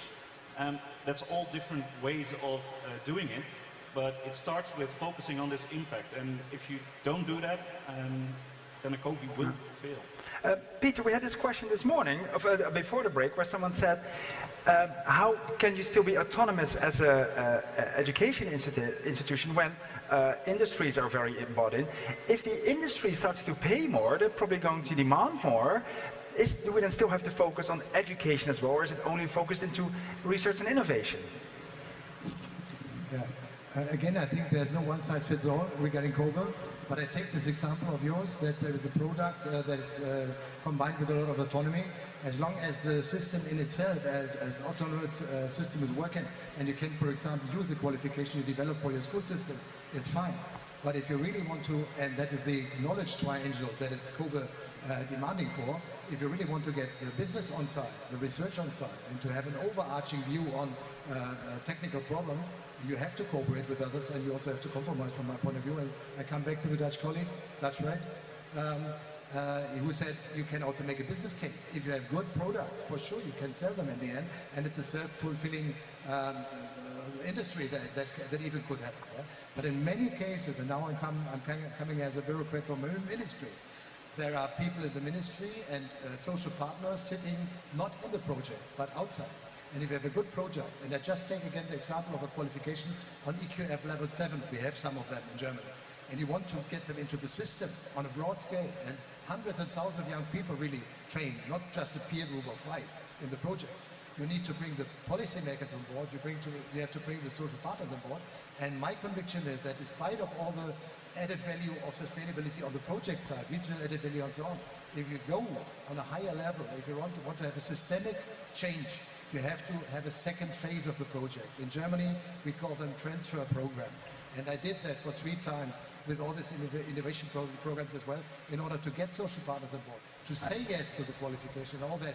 So it's a twofold approach, and that would be my question to the audience and the podium, for example, also whether that would not be an option for the future, to sustain the products by more political discussion and dialogue with the stakeholders. Well, like we practice this is exactly the question we are going to ask the audience. Laura, we are going to ask 2 questions consecutively to the audience. There are 2 open questions. Can we switch back to the voting system?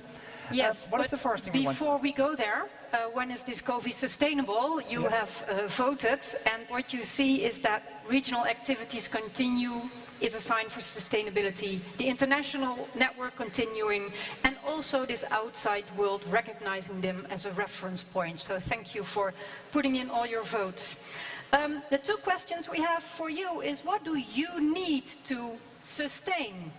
And also start thinking about the next question, what do you need to accelerate? So what do you need to sustain is the first one, and after that, what do you need to accelerate? Back to you. Of course, we're going to see if there are different answers coming to this. Chiara, is sustaining and accelerating a completely different discussion, or more or less two sides of the same coin? They go well together. They go well hand in hand. I think on the one hand, sustain, of course, we've been talking about this model is, and by the way, to those people who voted for a European directive on a European model of excellence, please don't do that. No, we like the CoVEs, we like what is coming up from the grassroots. So we don't need to hyper-regulate excellence. So for me, really accelerate, we always have to accelerate. Things are going fast, twin transition, demographic pressure. We all know really the doomsday scenario where we have to go fast, But so that's always there in the back of the mind. But for me, the most important thing, what is the added value of CoVEs, is the collaboration and the cooperation. And I think that these two words were top of the list for the first two questions. So what is the skills that you need and what is the element for success? And cooperation and collaboration are there. So I'm asking, do you play video games or do you play board games? So if you play games, you see that you can either play in a competitive mode where each player is playing against each other, or you can play in a cooperative way where all the players are working together to beat a common enemy or to reach a common goal. And this, for me, is what CoVEs are.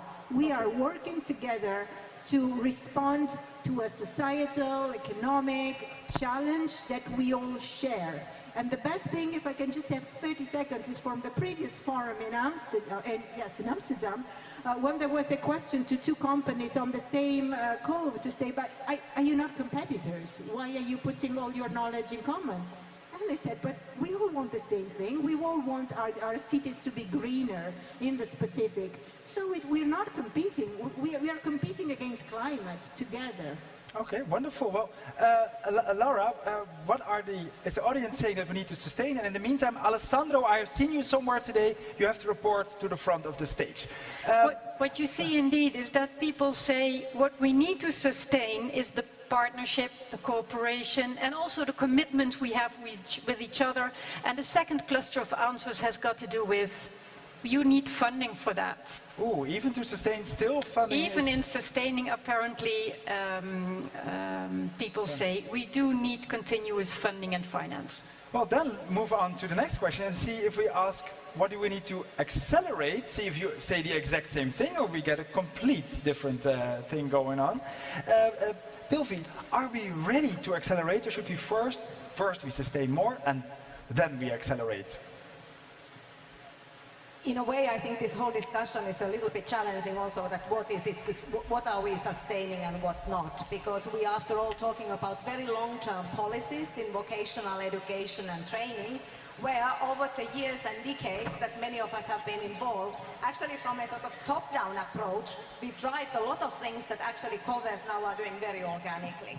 So we are actually having centers of excellence developing new programs, influencing policies on country levels, on regional levels, creating ecosystems that actually pilot new courses, and so on and so forth. If I just give one example, coming, I think it's February, we will have something called Winter Camp that is facilitated by ETF, where you have 3 CoVEs from different countries, more experienced ones, organizing a camp in Slovenia, that's of course hosted by one of the CoVEs, for 3 newcomers. So you have that sort of activities taking place. So when we then come to look at sort of sustainability or funding, I think the question can be also turned upside down, that how much funding have we actually put in 20 years' time, trying to achieve this kind of recognition, interest and internationalization in vocational education. So it has become a strategic tool with a cost that one could probably also argue is quite it's not even comparable to the investments made for the same goals over the decades in this sector. And I think that's we should be very proud of, and now ask ourselves that how is the sort of world, the future world, and the added value in this ever-changing world. It seems to be through this kind of mechanism. This has been a very good policy tool that is then adapted differently in different countries and regions. Yeah. Lara, what is the answers to this question? Is it completely different than the previous one, or do we see more or less the same word cloud? What we see is what we need to accelerate is we need people that make a difference, people that think out of the box. We need vision stratégique, so the skills to think out of the box and really make an impact. So the answer is indeed a little bit different, except for, yes, of course, we need funding again, but also added to that, we need international business models and international business cases. So it's a slightly different response than Okay, how to sustain. Do we still have volunteers with microphones? Someone in the audience, what is on your wish list? What is the next step? What is on your wish list? What do you want to... This is your chance. Santa Claus is on stage, so ask what do you want for Christmas to sustain or accelerate your CoVEs? And if we have 0 volunteers, which is volunteering, it's a European skill, then we just... you can go found yourself a volunteer. In the meantime, Boudewijn? Yeah, well, one of the things I'm missing on the screen here is also the lessons learned, because currently we have CoVEs for 4 to 5 years, we have the campuses for many years, and we're always talking about the successes. But in the Netherlands we have these public-private partnerships as well, and we know quite a few of the projects fail as well. And I think what we should be honest and open about is that when you're doing innovation, projects fail, and that's fine as long as you take the lessons from it. And that's something I'm slightly missing on the screen here, like, okay, how do we take lessons from the CoVEs that, well, have been working over the last couple of years? How do we learn from the campuses? I mean, we're talking for years about how do we get more women into STEM subjects, for instance. We've tried a lot of things. It would be stupid not to build on like the knowledge and the experience we have with this, and I think that's an element we should include in the acceleration process as well. But doesn't everybody just have to go through puberty and a phase and figure it out for yourself and fail and get up again and not just study the good practices from a book? Well, of course, but I think even as a young adolescent, you have your role models, and who that role model is, that's not who your parents will tell you who it should be, but you still pick your role models, and I think we should make those examples available. Like, okay, well, what are the places that they really tried hard? Okay, so we should have a book of brilliant failures. No, not a book, just a community like this, so you can meet and really discuss, okay, well, I'm trying to do this, I've tried this, but it didn't work, what should I do? And I think with blueprints and books, then you just read it and...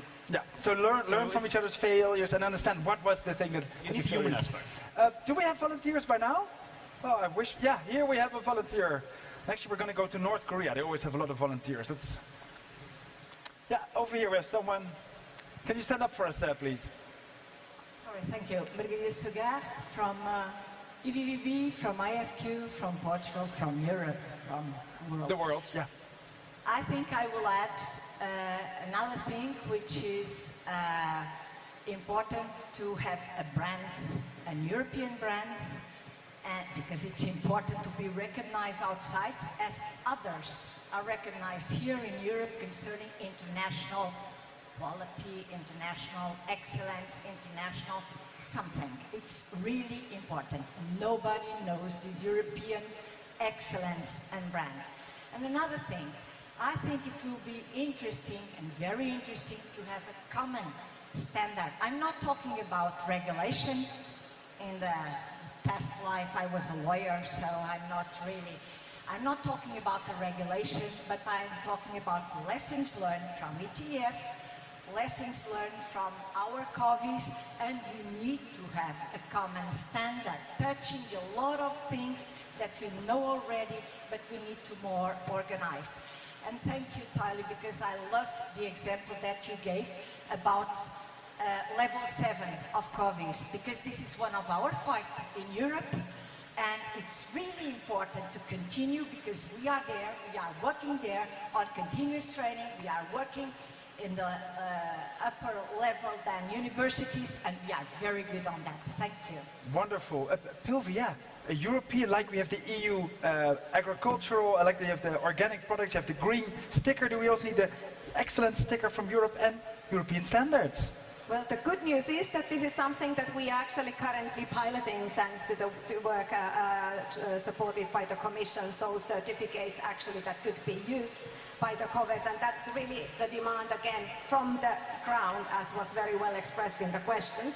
And as related to that is something that was developed also as part of the CoVE work of ETF, is the self-assessment tool CoVE. And now when we are having the groups of CoVEs starting to implement it, support it, there are two different groups that are being trained. So of course that is also already giving a lot of information back. So we, I think, are now in a process also of having these tools that are related to the question of sustainability, of course, directly. So once you have gone through an CoVE process, you have data, you can discuss the data with the colleagues, you can compare it, you can sort of use it for your needs. And of course now in the next steps we are also piloting for the different thematic areas, because obviously there is no point in talking only about very general terms as we are talking here, centers of excellence, but we need to talk about entrecom, so we CoVE, so we talk about entrepreneurial ones, green, digital, and so on and so forth. And a little piece of course, also marketing for ETF here, that also tomorrow afternoon there are two sessions that particularly go into detail on these tools and also future developments, with also some of our guests from North Macedonia, Tunisia, Morocco, Georgia, and Moldova. Okay, wonderful. That's tomorrow a lot of workshops, but this is one of the brilliant ones we can go to. While hopefully someone can update me on the final ETA of the minister, I'm also looking to the audience if we have more volunteers. I don't see them yet. Yeah, then Chiara, to come back to the question of funding, still people keep saying, yeah, without funding it's just nearly impossible. But I agree. But the problem is, where is this funding coming from? And I think this is what we were discussing earlier. If the CoVEs work, then people will want to have CoVEs. Business will want to have CoVEs. National authorities will want to have CoVEs. The unicity, I would say, of the European funding through Erasmus Plus is bringing these networks together. But the centers of excellence are embedded in the territory. They are local ecosystems that brings the social part of the national authorities, the training providers, everyone's together, the families, the teachers, everyone's together. And this model works. It delivers incredible results. It is inclusive. It brings excellence. It boosts competitiveness. Why would you not put your money there if it works? We need some seed money, and then that should generate itself. That's wonderful. I want to thank you so much for this round table. Thank you so much. A big round of applause to Boudewijn Glieping, Peter Thiele, Pilvi Torsten, Piero, Riondino. And then we are going to discuss the last topic we already discussed a little bit before the coffee, which is how can we get this internationalization and students, teachers and other people moving around Europe can increase that. We're going to discuss this with Nelly Fesso, Alessandro Mele, Lucas Sahilas and Ola Kukusanimi. Please come to the stage. I hope all the speakers left their microphones here. While you get up on the stage, and I'm going to welcome you.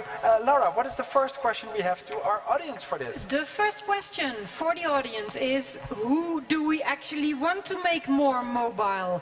Is that teachers, students, entrepreneurs, project leaders and support staff, policy makers, or unknown?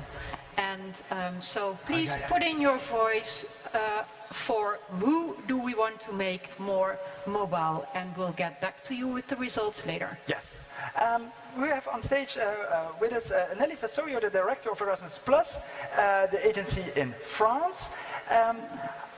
How are the goals and ambitions you have in terms of how many students you'd like to send across Europe and receive, versus how much you actually realize? Thank you, Roger. I don't know. Yeah, it's going to work. Yeah. Merci beaucoup, Roger. Thank you very much.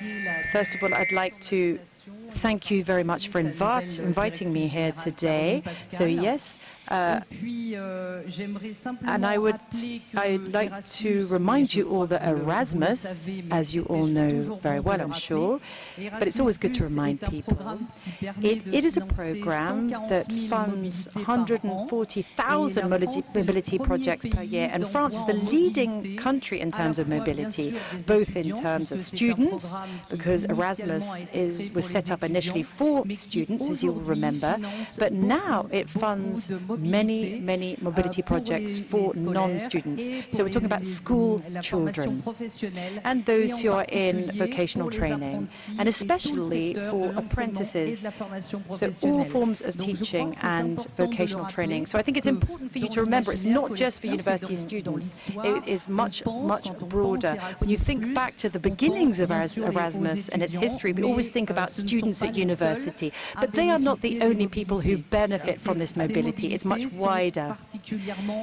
and this mobility is particularly strong. If you look to vet students, teachers, all the people in the veteran, and the amount of people that actually go abroad, and your ambitions or your hopes, is it more? Are you pleasantly surprised? You think, we need a little bit more? Oui, bien sûr que nous avons toujours besoin d'aide. Absolutely, we always need a bit of help to leave home, to move abroad, to work, to go on these placements. And obviously we need to have companies who are willing to take on these students. And I wanted to talk about these CoVEs and these centres of excellence, who are one of the dimensions of the Erasmus project. It's part and parcel, because these centres are part of the Erasmus scheme. How? Because they are fully involved in helping the mobility of those students in professional training. And this enables all of the areas which are welcoming these students to benefit. So we're talking about the companies, it could be local training centres, the local schools. So this initiative really is very important and very wide scale. We're going to talk more about that in the panel. Yeah, I'm going to move to our next speaker. I'm going to move to our next speaker. I am going to move to our next speaker. Alessandro Melle, you're the president of ITS Association and of the GIVE project. And the GIVE project is a CoVE aimed at making CoVEs more inclusive and more inclusive. How important is, when we talk about mobility, that we also talk about inclusion? We work at...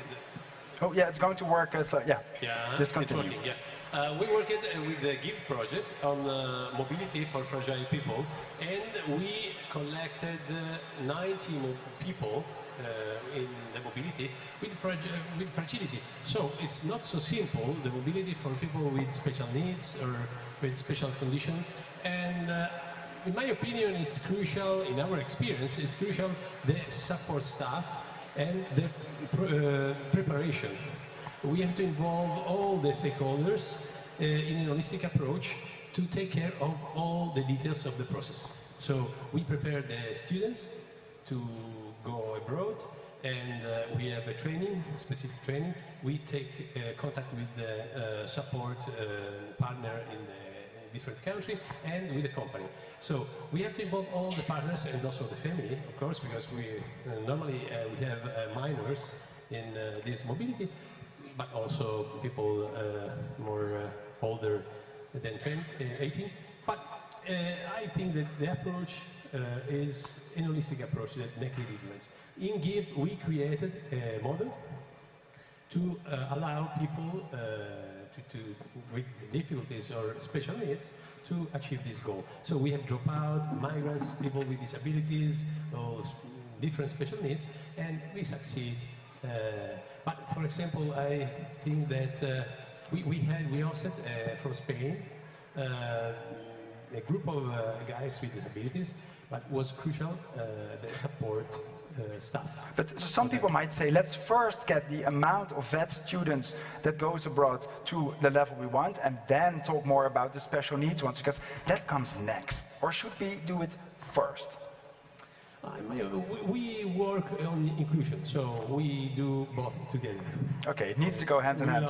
We love to give opportunity to everyone. Yeah.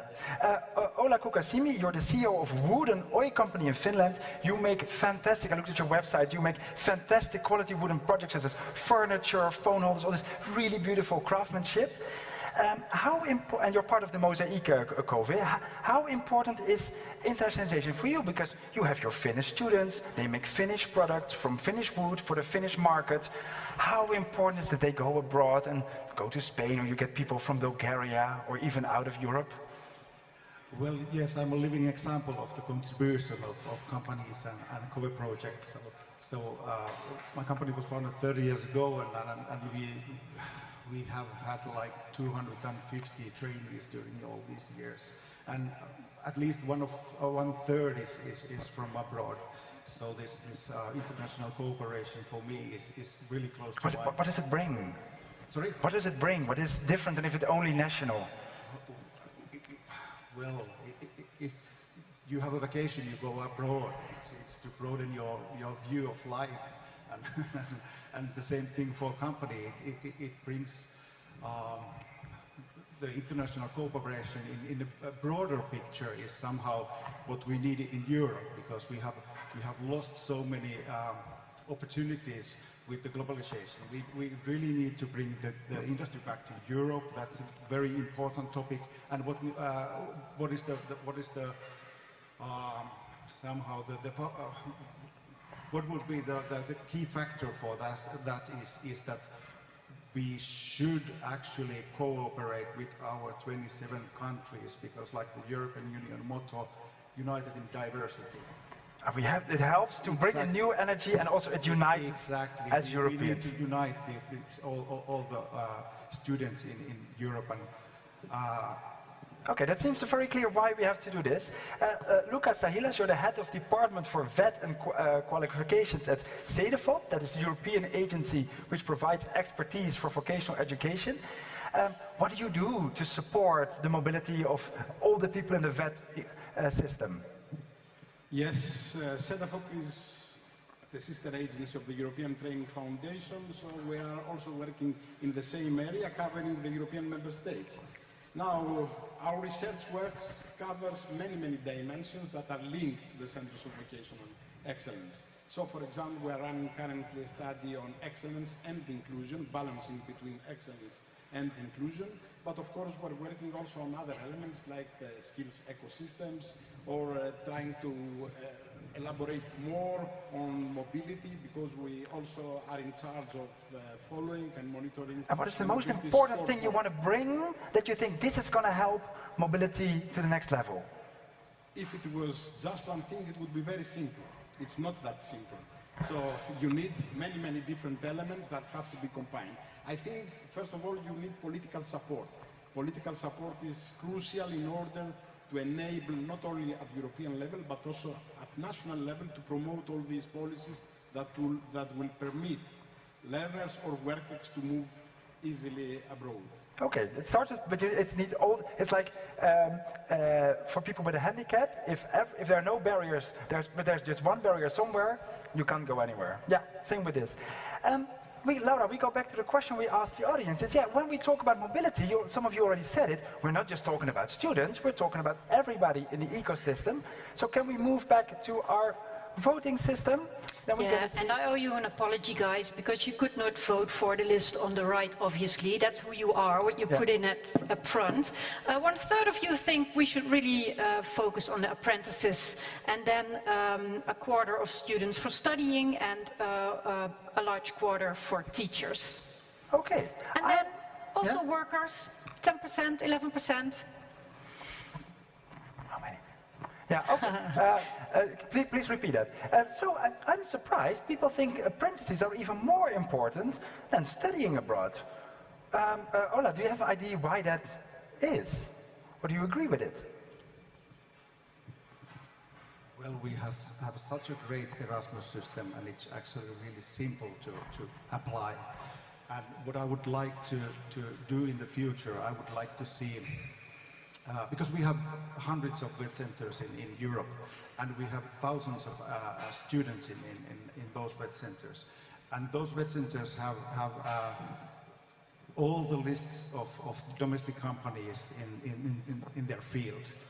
And why are we not building a platform where all these vet centers, all the students, and all these companies that are listed in these vet centers, cooperators, why don't we have a platform which could used by a search engine, so that for example, a student from Portugal, from Lisbon, could apply to... We need Tinder for apprentices, more or less. Sorry? Tinder for apprentices, where you can just swipe and say... But in a very simple way that you can describe to a search engine that you want to have a internship in Sweden, for example, in Umeå, in a Volvo maintenance company, and probably there is one, and this could be described in this platform, and there could be even a timeline added by that company when this is possible. So a better way to get supply and demand together. Exactly, and to have these application forms immediately there for Erasmus, for the internship, and so on. Okay, so make it simple. We have all this information. We have that. Okay, sounds wonderful. Okay, so we want to have everybody abroad, especially also the teachers and the apprentices, not only the students, and well, we still want to do the workers as well. Yeah, then how do we do it? Because we have a system in place, there's Erasmus Plus that can support it. We have some other policies in place as well. We have good practices. We even have practice how to make it inclusive. Yeah, we are here with well, I would say 500 brilliant people. So let's use the wisdom of the crowd. Laura, what can be the next question? Exactly. Give it to us. What is your innovative practice to increase mobility? And try to make this concrete. What is your innovative practice to increase mobility? Yes, and of course, while you do it, we remember what Luca's saying. It's not just one thing, it all needs to work together. But what is this one crucial element or this ingredient that you added to the soup of mobility? That sounds weird, a soup of mobility, but what is your secret ingredient that you add to make these things go working? The first ones are appearing. Yeah, a Tinder like this, should we look at more into systems such as this platform, or is it an attitude that we need from people? I believe that the crucial key element is the project that we do as a partner, school and teachers and staff, because we need to be focused not only on the special needs, as you say, but for everyone on the learning. And there is, of course, a special opportunity to learn a different culture, is the first level, but also soft skills and hard skills. So the consciousness, the reflection that we can help the students, the guys to develop is a crucial element for the success, the awareness of learning. The awareness of learning. Laura, there's a lot of responses coming in. Shall we allow people to vote on the responses? That would be nice, wouldn't it? Let's see. Start voting. Okay, so you can pick out, while you scroll on your phone. Yeah?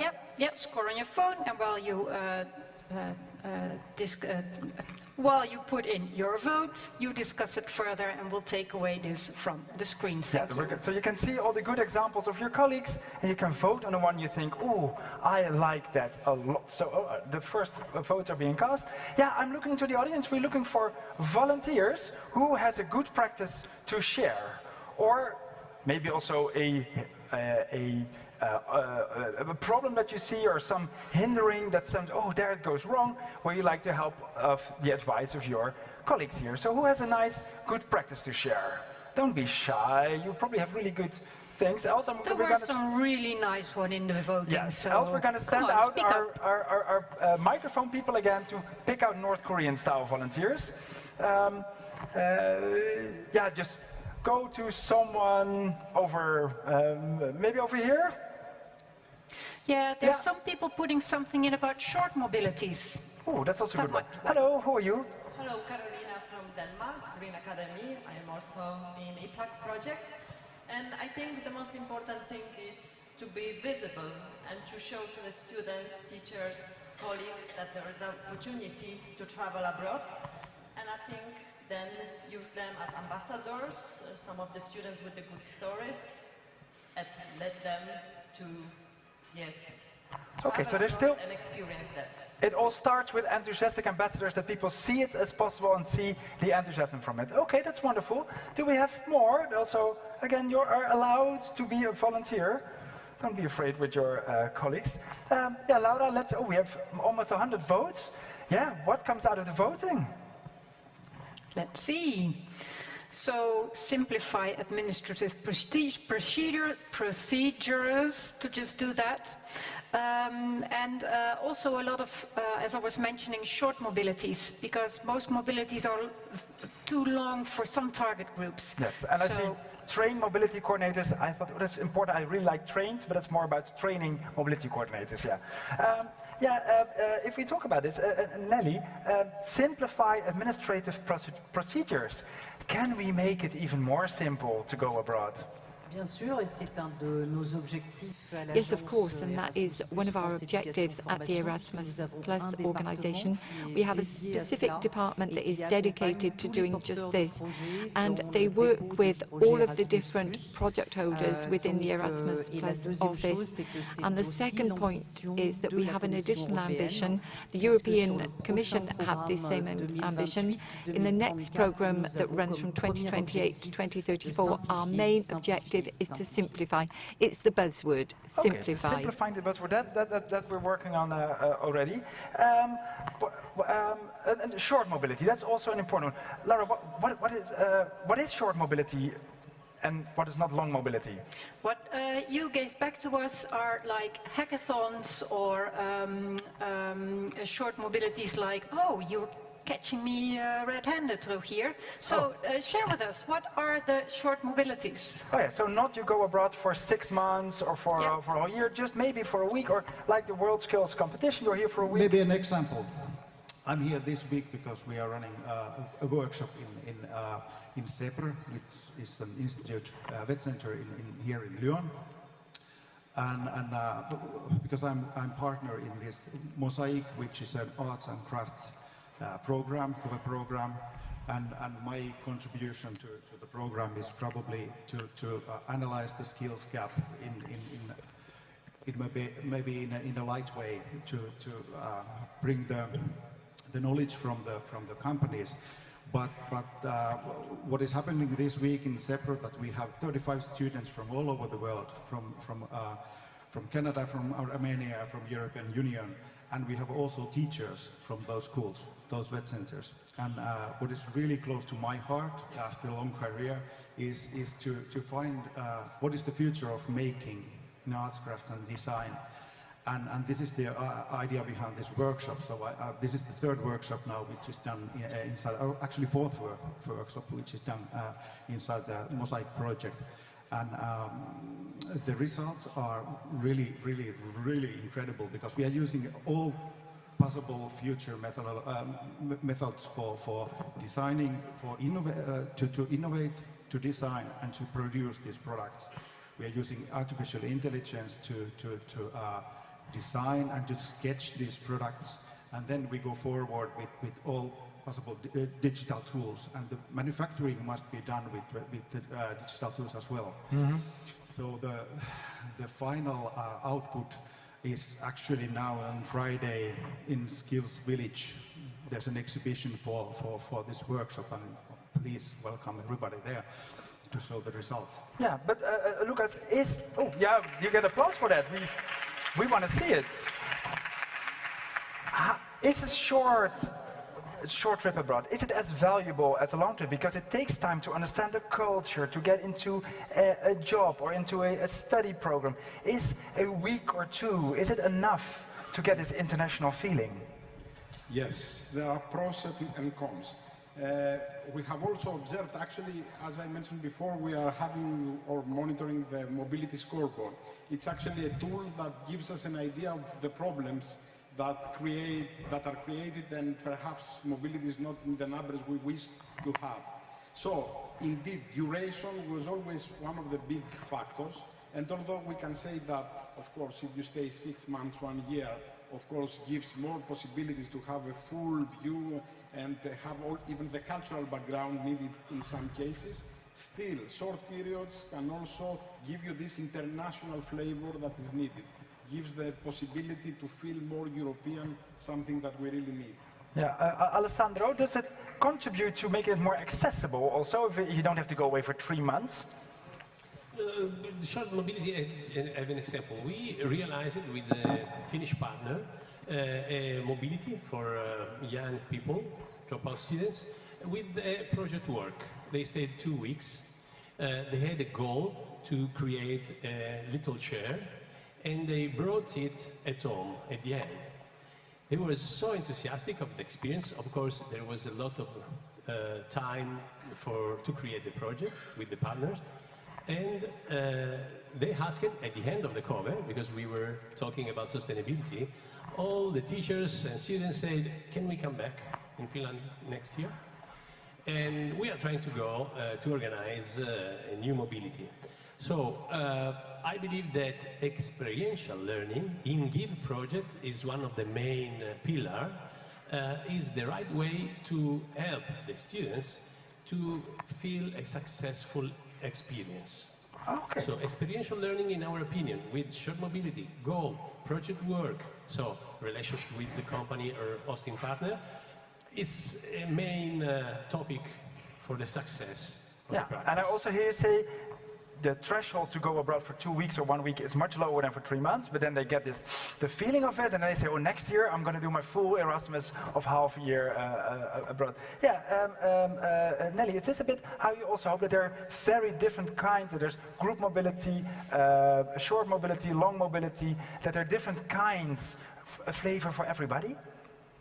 Alors peut-être aussi, juste pour compléter ce que disait mon voisin. Yes, nevertheless, to round off what my neighbour was saying, I would argue that of course it's always better to go for a longer period of time. But even if you only travel for a week in terms of mobility, it's this first step that will give you the desire, the ambition, the enthusiasm to reach out for a more long-lasting mobility programme. And it also is what enables the company to perceive what kind of skills the young person can acquire when they go on a mobility programme. We've carried out a lot of impact studies at the Erasmus Plus organisation on these young people who travel, and we always imagine that when a young people travels abroad, what they learn is skills, a foreign language, etc. But at the end of the day, maybe the most important thing that they learn is autonomy with a capital A. And absolutely all of the students tell us that when they return back to their country after mobility, whether it lasted a week, 6 months or a year, they all say, I learned how to be autonomous, how to manage myself. And I think that's one of the best gifts we can give to these young people. One of the most important skills we need for the future. Yeah, this is wonderful. I want to thank you so much, and I wish you so much good luck with your endeavors to make mobility for more people a thing they want, for something people they can achieve, and something also that they don't face barriers to do so. And I hope also you will enjoy many more students from around Europe and even beyond to learn woodworking for it. May I get a big round of applause for Nelly Faso, Alessandro Melle, Luca Sahilas, and Ola Kukosanimi. And then it's time for us to wrap up this forum, but not because we go to before we have gone to our final speaker of today, and before I have told you 2 very important things. First of all, you're all invited to join the opening of the WorldSkills opening tonight in the fan zone. So, because the president is there, you have to go to security checks. We can't go into the real room, but we can be next to it. We still get feeling of what we're doing. And of course, the next days, when you do these workshops, also visit all these students working on tight deadlines on their on winning the finals of the WorldSkills. I see all the different cars, robots, I even saw helicopters. It must be fantastic. Also, if you like dinner tomorrow, which you probably like, everybody who is here, if you have a badge, if you're accredited and you have said on your registration, yes, I like dinner, you are very welcome to join for dinner. If you're not sure if you did that, last night they sent an email with a link to SharePoint. There you can see if you're invited, if you are registered for this. If you're not registered, I am not really sure who you have to plead to, but just try the organization or just find a sneaky way to get yourself into this dinner, crawl under some things, and you probably can do that. So tonight, opening of the fan zone, tomorrow from the fan zone, and tomorrow join us for dinner. I wish you a wonderful conference, and it's a pleasure for me to announce you to our last speaker. Notre dernière intervenante a commencé sa carrière en éducation en tant que professeur. Elle a été rectrice d'une université de Limoges et de Toulouse. Elle a occupé le poste de ministre de la Justice et depuis cette année, elle est ministre de l'Éducation de la République française. Mesdames et messieurs, Nicole Belloubet. Ladies and gentlemen, Mrs. Nicole Belloubet.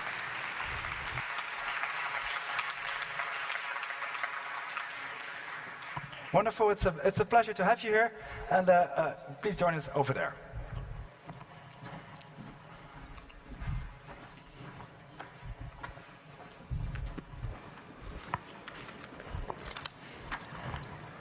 Mesdames et messieurs, je vais parler en français. Ladies and gentlemen, I'm going to be speaking in French. Laissez-moi vous dire tout d'abord que je suis vraiment First and foremost, I would like to say how pleased, how happy I am to be here with you this afternoon in order to draw the conclusions for this third edition of the Forum on Vocational Excellence in the European professional sector before WorldSkills. The WorldSkills competition begins tomorrow.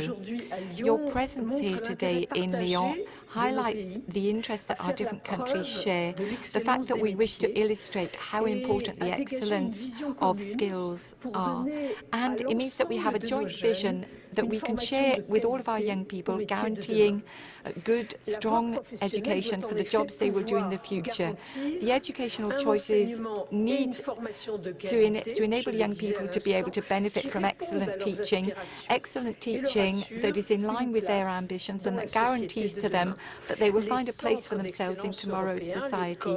The European Centres of Excellence, the CoVEs, contribute largely to this, and of course this is the role that they play. First of all, I would like to say good afternoon to all the representatives from the different European Centres of Excellence. I know that many of you are here. I've been told that there are 50 European Centres of Excellence present, and there will soon be 100 Centres of Excellence for Europe. I also know that there are many representatives from the different vocational training centres in Spain. You heard my dreadful Spanish accent. Also the senior technical institutes in Italy and the education and training boards from Ireland, and of course our own 120 vocational campuses and training centres in France, including the one from French Polynesia. Of course, I would like to say good afternoon to the European Commission representatives, the European Foundation for Training from Turin, the different associations, the European associations that are represented here, and also our division for the Erasmus Plus training programs, notably Nathalie Fesso. And Erasmus Plus is well and truly the European instrument that enables our different centres, the CoVEs as we call them, to prosper, and I think it's very important to underscore this. Of course, I do not want to forget to mention the contribution made by Mr. Arthuis, who's always worked very hard to promote the mobility of apprentices, notably at a European level. Europe, of course, has many traditions, one of which is being open-minded, and hence I would like to say good afternoon also to all of the third countries that are present here. Over 50 nationalities, 50, which of course means that we have a wonderful forum for open and wide-ranging discussions. Thank you to all of the speakers who have spoken during the roundtables. Thank you for the discussions and exchanges that have given us a very good overview of the pathway towards vocational excellence, and hence we now have a clear pathway towards Europe made up of very talented, skilled young people, social Europe, in other words.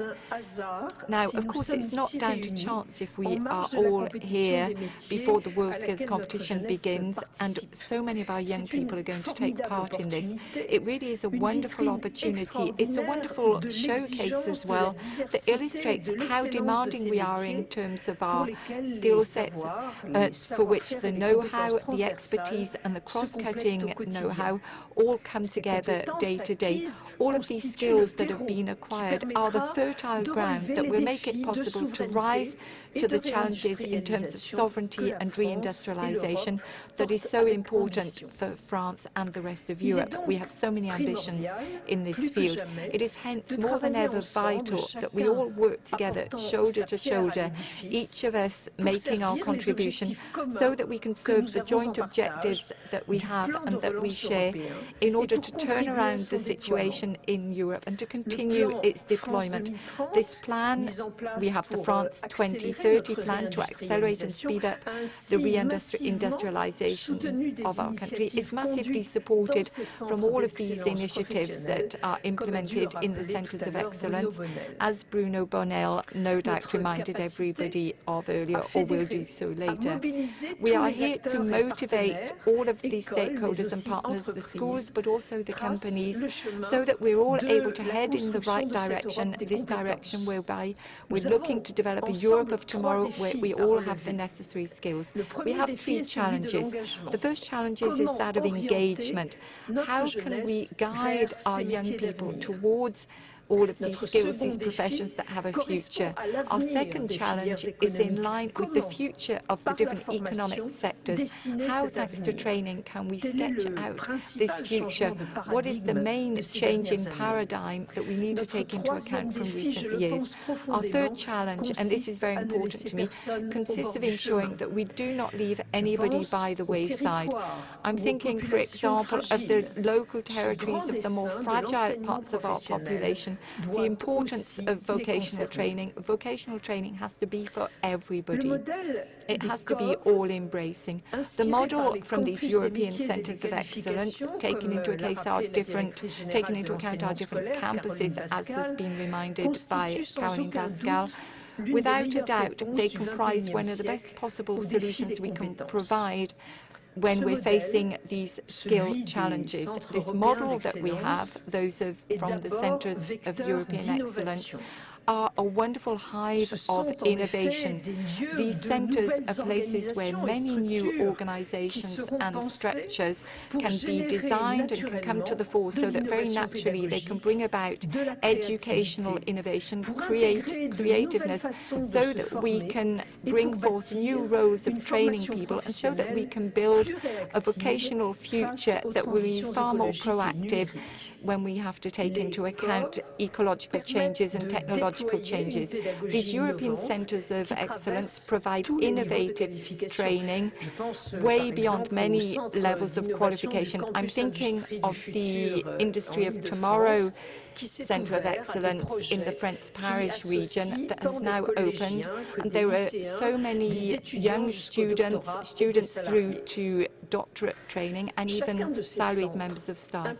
Each of these centres strive to adopt a constructive collective approach, taking into account all of the local needs, the sector needs, the speed with which transformations can be implemented in the different economic sectors, require that we have a much more close and qualified approach between the economic stakeholders and the academic stakeholders, who are also there to play a role. I think it's the most efficient, effective way of meeting the requirements that we have and of rising to the challenges of tomorrow.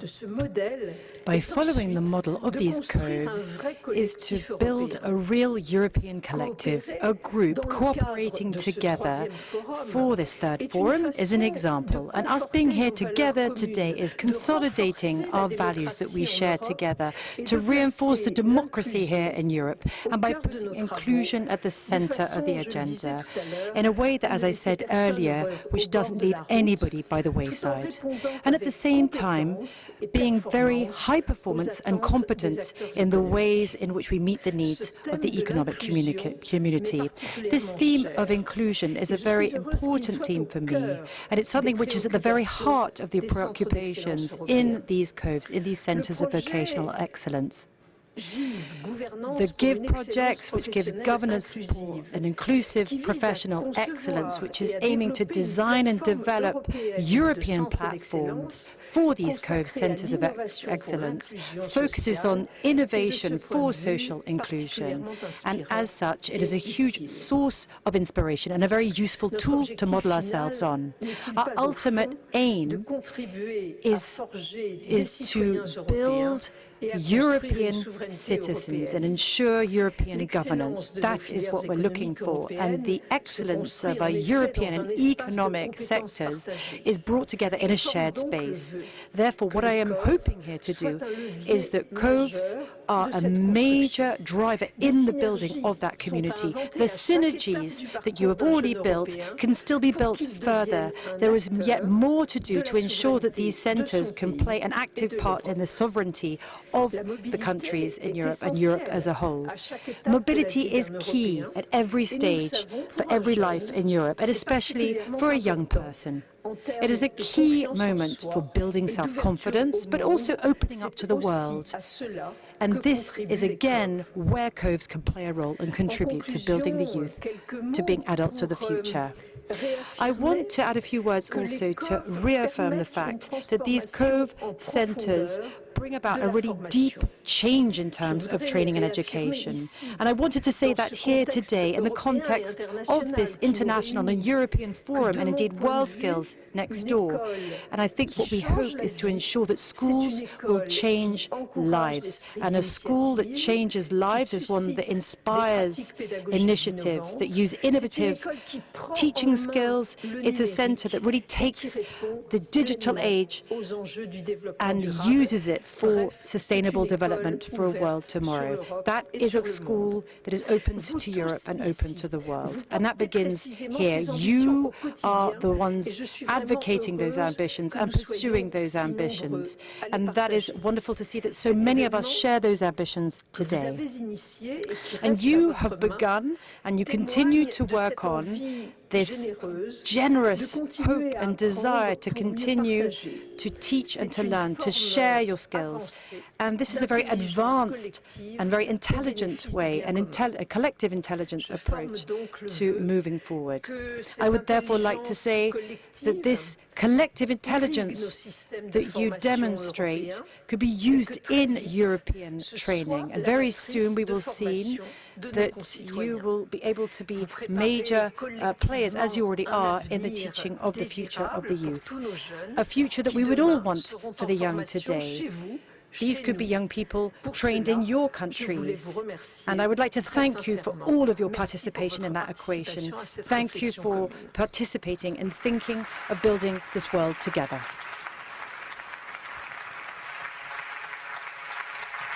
Thank you so much for your excellent wrap-up of this event. We earlier had AI do the summaries, but I really prefer that a human did it. You did it way better and way more inspiring. Thank you so much. And this concludes the opening session of our forum. I really hope that you have a great tomorrow, the day after. Maybe you even stay till Friday when we know who won the finals of WorldSkills. Maybe you're here to support even some of your own students. And I hope in the meantime you talk to all your colleagues from around Europe to be inspired, to strive to excellence, and also define excellence every day a little bit more ambitious than you did yesterday. Thank you so much and enjoy Lyon.